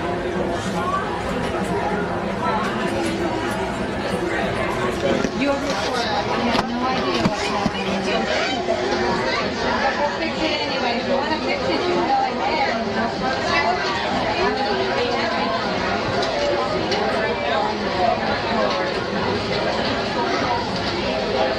Okay, there goes Fred. Putting his finger on there. So far, so good. Enjoy your day. We both passed. Well, is this the way to Kilimanjaro? I think so. Yeah, I believe so. And I figure everybody be going to Everest, so we're okay. Yeah, that's right. Since we don't care about that, that'll be good. I figure that's the only really big ride we'll have a wait for. Bathrooms if you need them. I can't get past this first one. See if we can do it Kilimanjaro. Which way?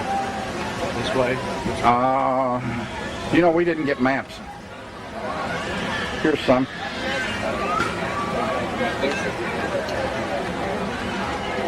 Maps. Thank you. Don't get the time sign so you know what time the shows are. I got you a couple. The boys started following. Is 2 enough? Yeah. Which way do we Thank head you. for the safari?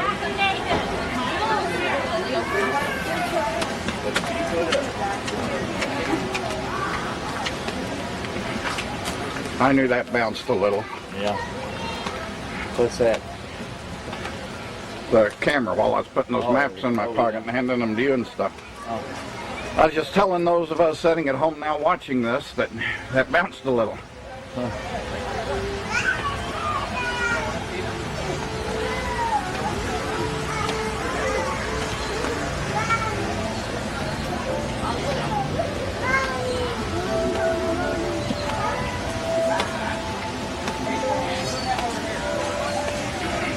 Actually, the park doesn't officially open for 3 minutes, so we did okay. Oh, yeah.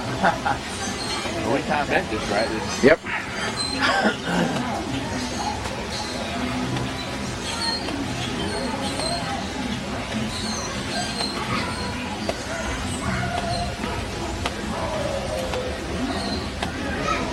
Yeah, Kilimanjaro to your left. Yeah, I think we just keep staying on the outside left.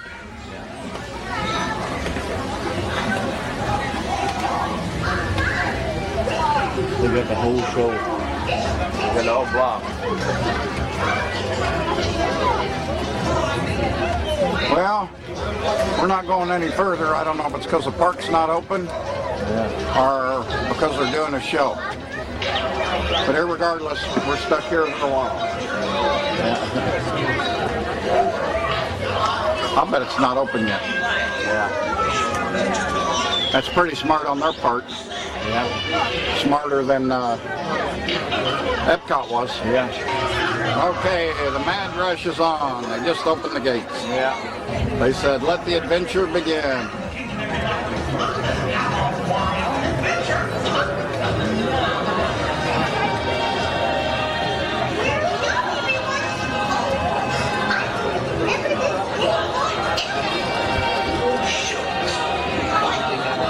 That's one way to keep people from running.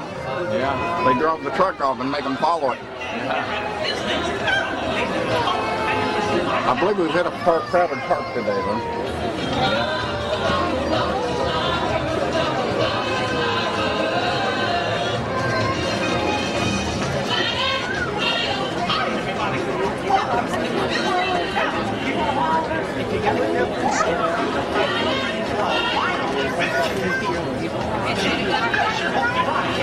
You're going to want to get lots of pictures of adventure here.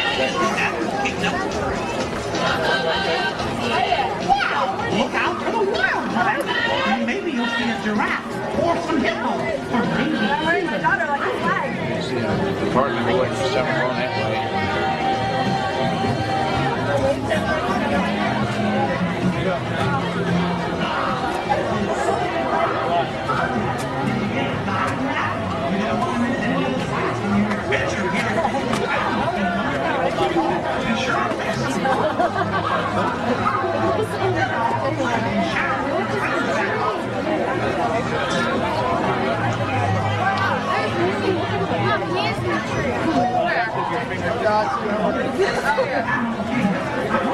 All right, standing out a little bit here. Where's the tree alive?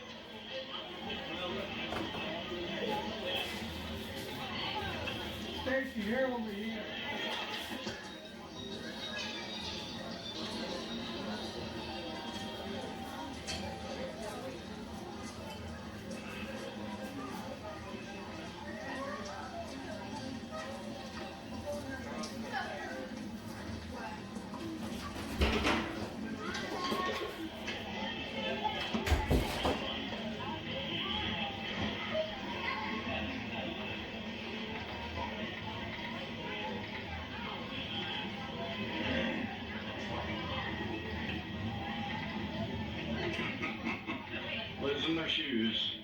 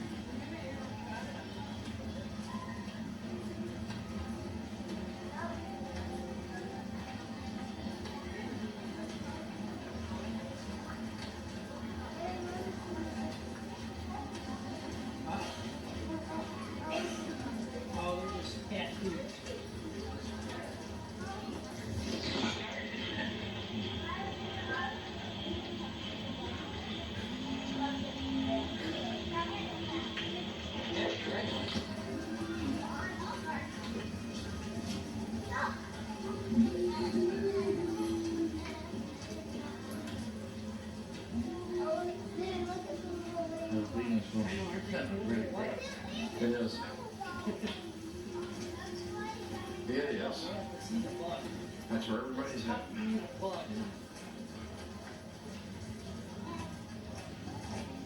I'm surprised I figured they'd be heading for Mount Everest.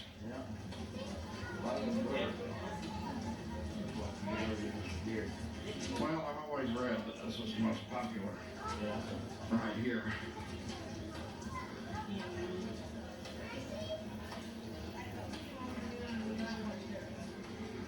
Here, a few people over there. Yeah. Fred wanted to see the pretty view down there. Mount Everest in the background.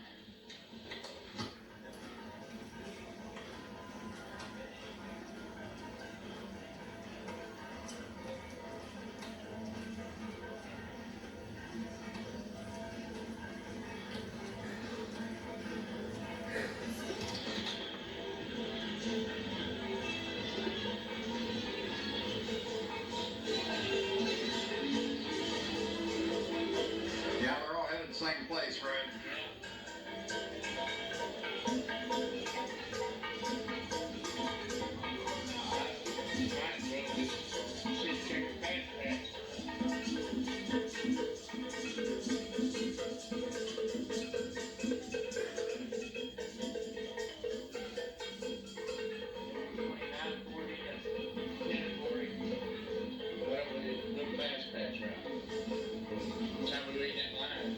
What we're going to do for 40 minutes.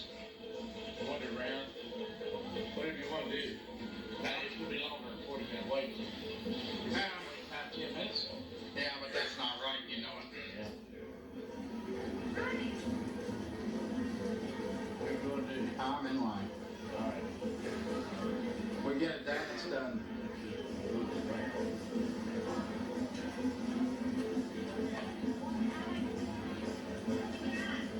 I'm up another line.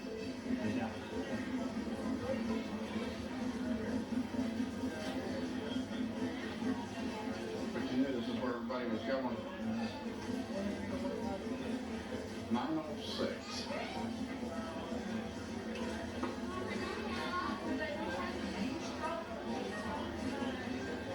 Well, we're in line at 906. We'll let you know how it goes.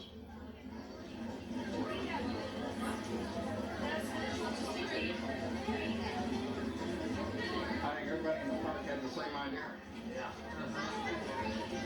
And they're probably all going to MC one this afternoon.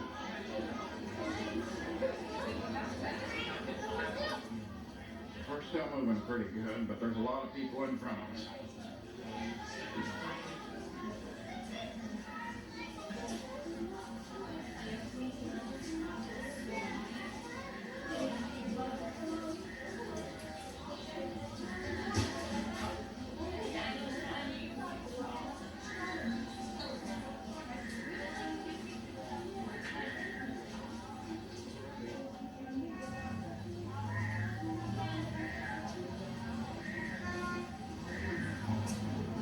Well, we're close enough we can hear it, so we ought to be within half a mile. Yeah.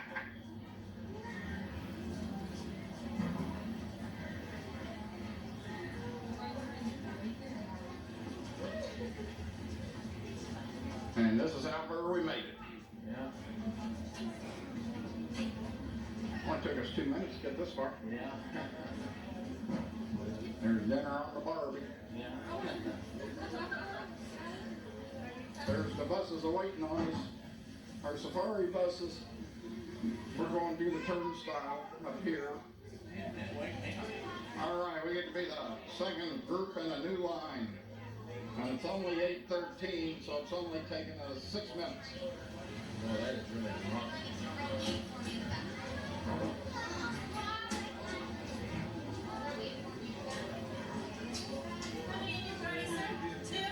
You can go into line 2 for me.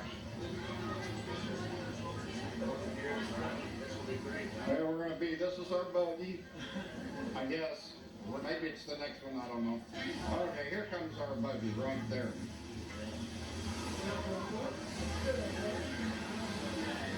Oh, we got the guy again that doesn't know how to drive. I don't care who you get. Oh, slide over Here we go. Nice and comfortable back there. You are traveling with young children, please swing towards the inside of the rows and loosen again. Just don't wear those net bags at your feet, please.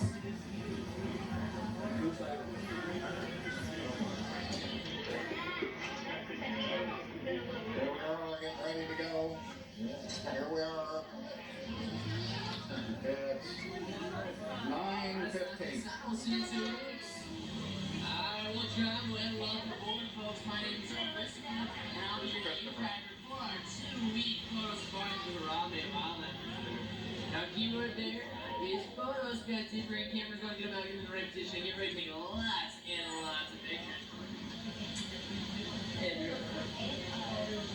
And guys, a couple of ground rules before we do it. I'll make sure you guys remain seated at all times. We will see the animals from where you're sitting, so no need to stand up at all. Just keep your hands around the inside of the vehicle because there are some big bushes out there called for. I just want to keep everyone safe throughout the entire trip. Now, if you guys look right above your heads for game spotting guys with each and every one of all the animals we have located in this earth, so check that out. You guys see anything while we're out there, just shout it out. Like, I know folks gonna be super loud. You wake up this morning, so definitely just be as loud as you possibly want to. No problem with that. And once we get down in there, a lot of times you need to keep your eyes looking back left and right because a lot of the animals like to hide in the underbrush. So it's really important that you keep your eyes peeled out there. It's really super important. And yeah, as soon as we get the final clearance from the warden post, which we have, are you guys ready to go on safari? Yeah, all right, let's get in there. Like a Billington.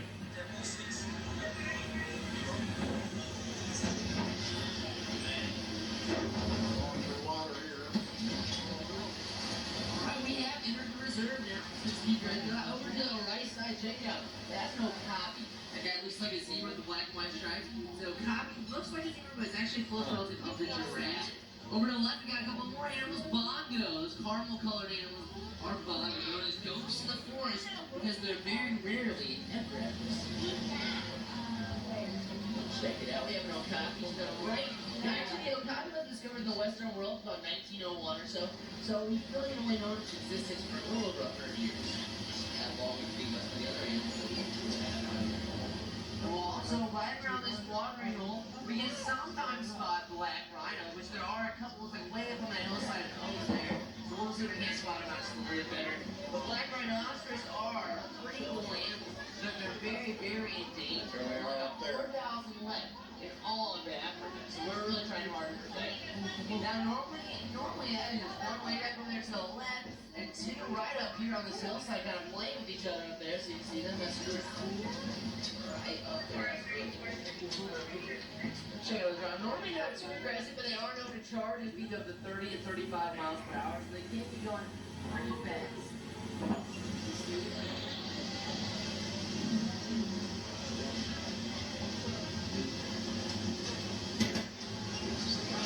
Coming up straight ahead, there's going to be two big black and white birds over here.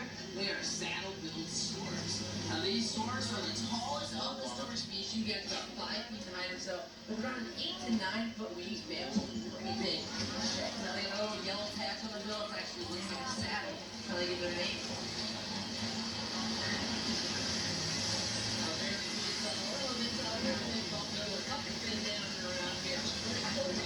We're going right down into the south here. The south here is home to a lot of cool animals, namely Nile crocodile, Nile hippopotamus, and a variety of birds. Let's see if we can spot out.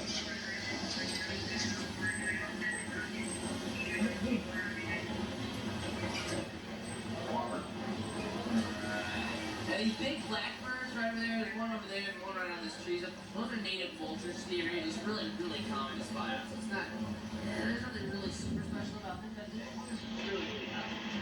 Now, right over here in the water in that nest, you guys can see those are white-breasted cormorants in the nest. The big white birds are pink-backed pelicans. These pelicans live in colonies here in the trees, and a lot of times what you'll see them do is herd small fish in the shallow water. But check it out. Look at all those Nile hippos right down there in that water. That's a lot of them. Now, Nile hippos are actually so big they can't swim. They sink right on down to the river bottom and walk along it. They weigh up to about 5,000 pounds or so. They get so big they eat around 150 pounds of vegetation every single day. A lot.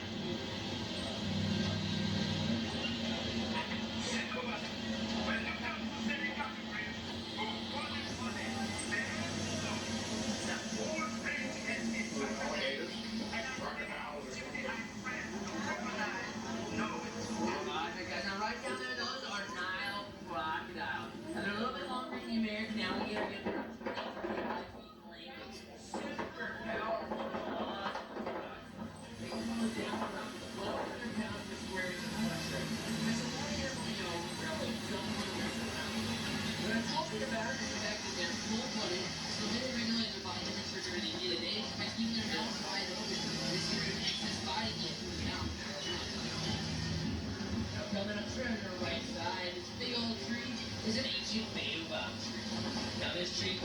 be about 1,000 years old. They live up to around 2,000 or so.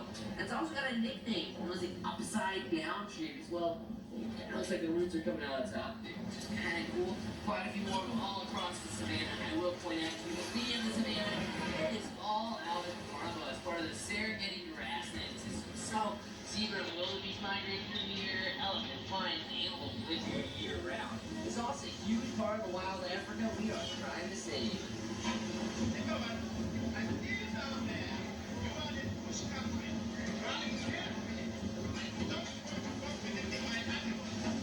You should begin to see a wide variety of grassy animals around you, such as Thompson's gazelle. This Johnson, no one in Africa calls them Thompson's gazelle. They are Toby. Oh, that Right, then. Let's keep up to talk to us. Lord Wilson Matua. It sounds like he's got Miss Catherine Johnson along for the ride, the leading expert in wildlife research out here at our reserve. So we're in good hands with them. And like Miss Johnson said, you're going to see a variety of grass-eating animals. And right over there to the right side, you're going to see some big-holy cattle.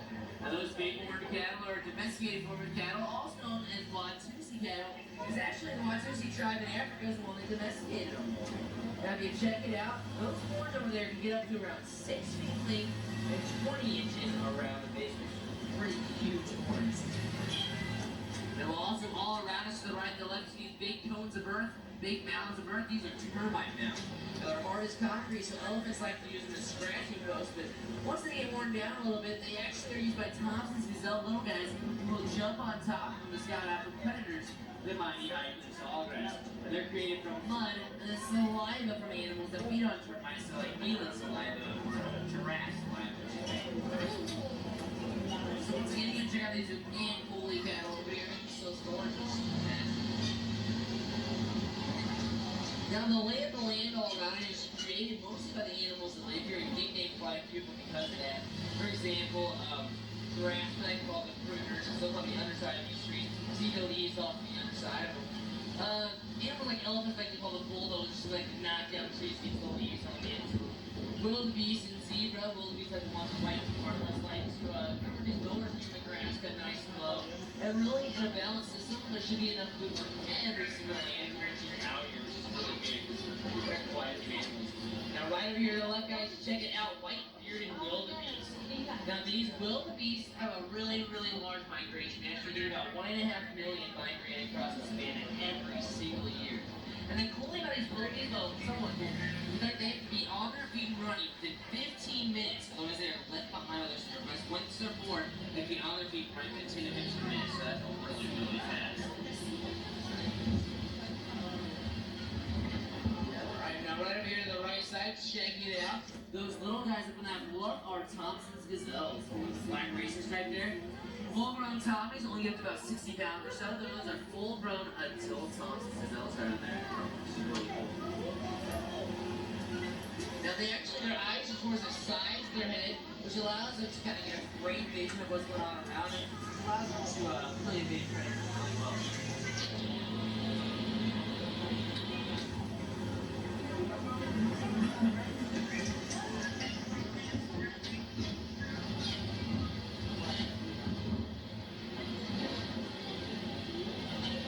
Alright, now coming up straight ahead around this rock clearing to the left, we can sometimes spot some mandrill.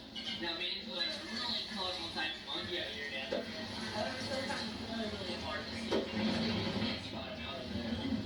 Oh yeah, you can see them right up on top of that rock. One right on down there, there's a field, there's about 3 or 4.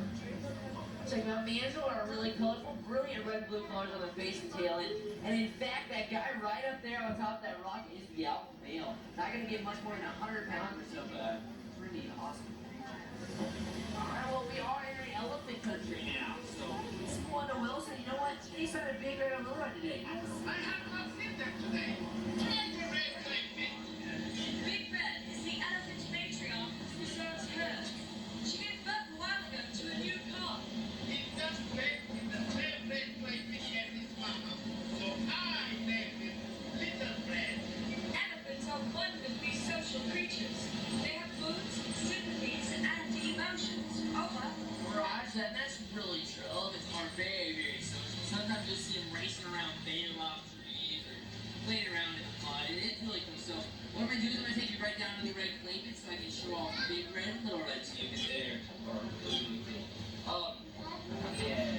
You don't want to hold on kind of tight because this bridge is really, really old. There's going to be some trouble in the past, but it shouldn't be too bad. I'm still right. You might be able to spot it. There, whoa, hold on. Whoa, okay, hold on, guys, hold on. I can get this off the bridge here. Hey, there was some, no one fell out back there, right? It was still back there. Good. I wouldn't want to lose someone again. I mean, ever. Because I haven't done the wrong thing. Okay. Well, 7-1 Wilson. Not red clayments, but don't sign a big red or a little red, just customers and upgrades. So I guess we're gonna head on the water over. You guys go to the left side. Or that matters.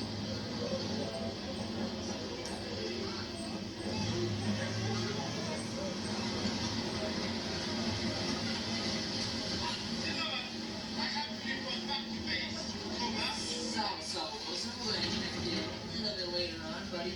Oh yeah, awesome. Right off the left side, guys. Check it out. There's a lot of them actually down by the water hole, which will be coming out just a little bit. But here in Africa, both the male and female elephants have those beautiful ivory tusks you see right out there. And pretty cool elephants. Now, we've been researching and studying elephants for quite some time, and what we've learned is that family structure is super important with the elephants. For example, the young ones will stay with their moms for about 13 to 15 years before moving on to other families. During that time, basically learning how to survive in the wild, where to find food, water, shelter, being all things that you learned while you're growing up, they learn as well. So check it out right over the left side. There's a couple of young ones right out over there.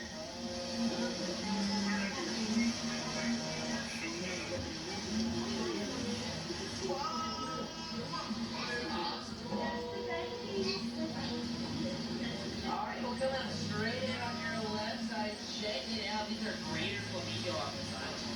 Now, greater flamingo are the light speed color of the flamingo species, and they get that coloring from the shrimp and other crustaceans that they eat. Now check it out. If you look down in there, you'll see some of the grayish things that are coming. Those are the young ones. Shit. They keep that grayish thing for the time they're born. They're about maybe 3 years old, which is pretty cool. But the young ones, I think they're starting to get that peak color.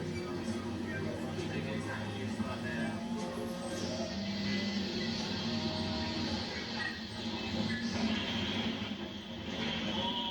Straight out ahead, white rhino, guys. Check it out. Yeah, no one thing, buddy. Alright, go ahead, man.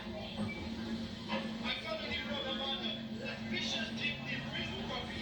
Skip a look out for it. Yeah, we'll do it. So we'll check that out for you.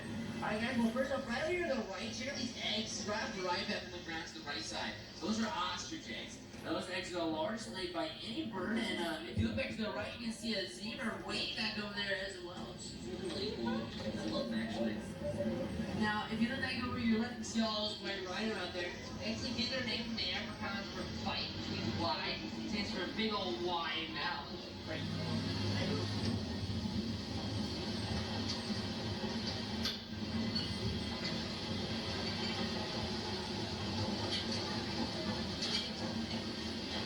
Over there in that left corner, guys, see there's a cheetah laying down just off to the left side. Right underneath all those trees over there, you see the shadows.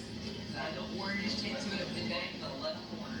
Now, cheetahs are predominantly a daytime hunter, one of the only big cats that are daytime hunters, because they're the fastest land animals in the world. The speed is 60 to 70 miles per hour. Pretty quick. Alright, now, similar to Wilson, you know, a couple of the copies and nothing real unusual here, so we're going to keep on heading over it.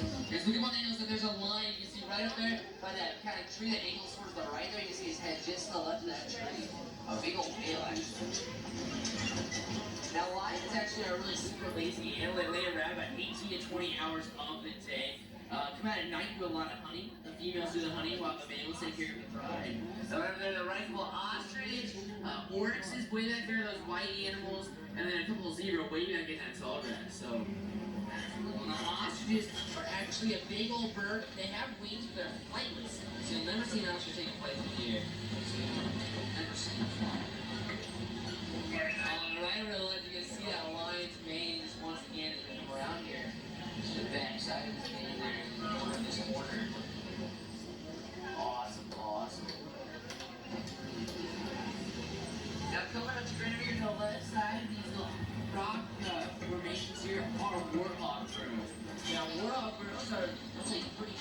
Well, to the large growing means in all that.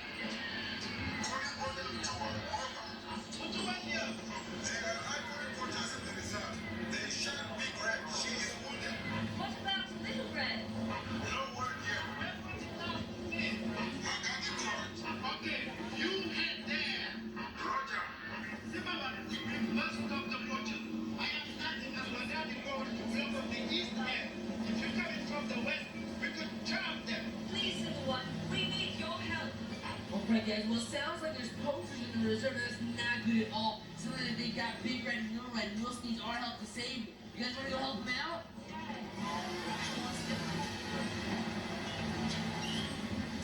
Someone to Wilson, where they beast, but it wasn't even smashed through. Keep coming, Timberman. We are landing now. Roger that. Yes, we are in the reserve now, so just hang on really tight back there. We're going to get this on a little bit well. We spotted the fortune. Heading. Right now we're headed that way. Oh no, the vultures! I hope we're not too late.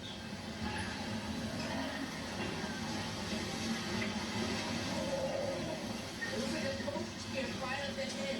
They've already got some tusks and horns. There's one up right. Yeah, I'm still gonna head them off.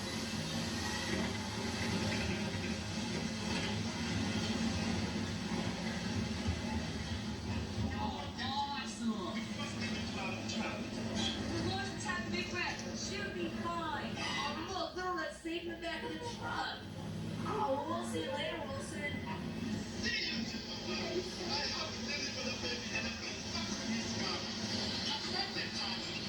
Nice, little one. And thank you. You're welcome. Well, side by side, what they so much of the same favorite Little Red back there is not those boats. That's so cool. That's so much. Now, I kind of hate to say it though, but of the reserve, I'm gonna have to do our safari just a little bit short. So what I'm gonna do is drop you guys off at the head here at the Warden's Post. From there, just a short hike back to Harambe Village. But if you haven't checked it out yet, I definitely recommend you check out Pangani Forest Exploration Trail. There's gorillas over in there, and even some vegan food. Now just double check those net bags in your feet, guys. Here in Africa, we don't like to say goodbye. We like to use the Swahili word kuaharini, which means go well. So kuaharini, everyone. Jamo. That's in my top 5. I don't have the right side here, but I think this way.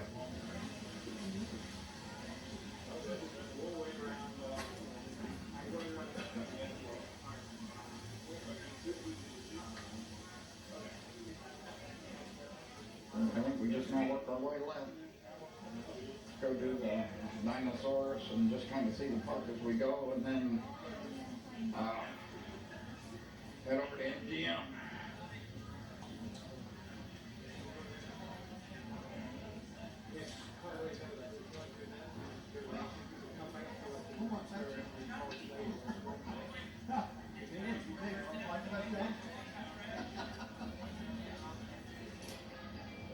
Here, this is Okay. like a big place.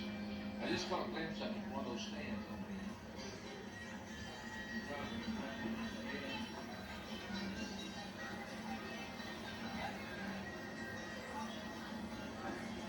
The Wani Traders.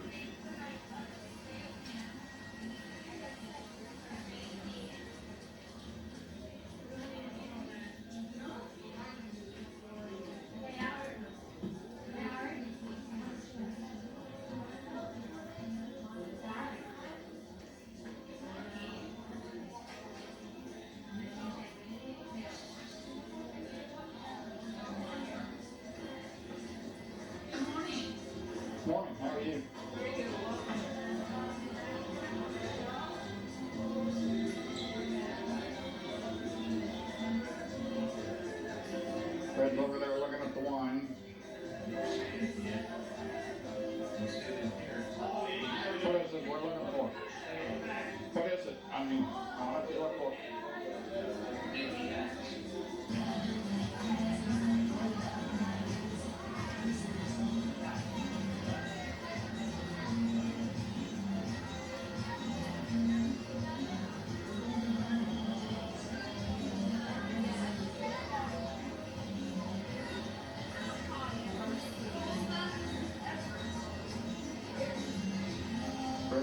They're shoving. I'm a taping. Red's a shoving. He saw a car on the way in, but we was running. Now he's trying to find it again. Not it? Okay. You know, when you're walking past.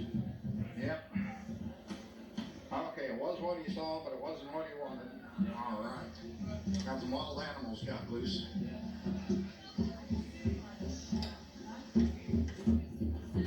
There's a tree of life backlit. Okay, there's a tree of life from the backside.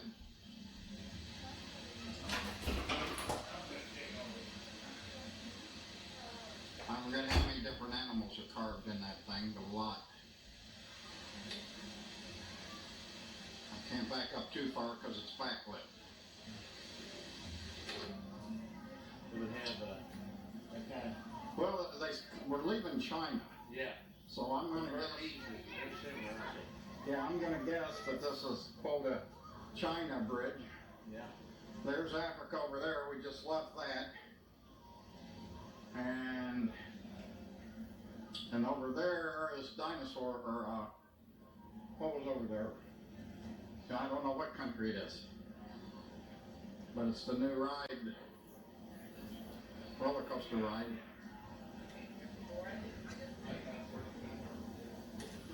We're entering Discovery Island.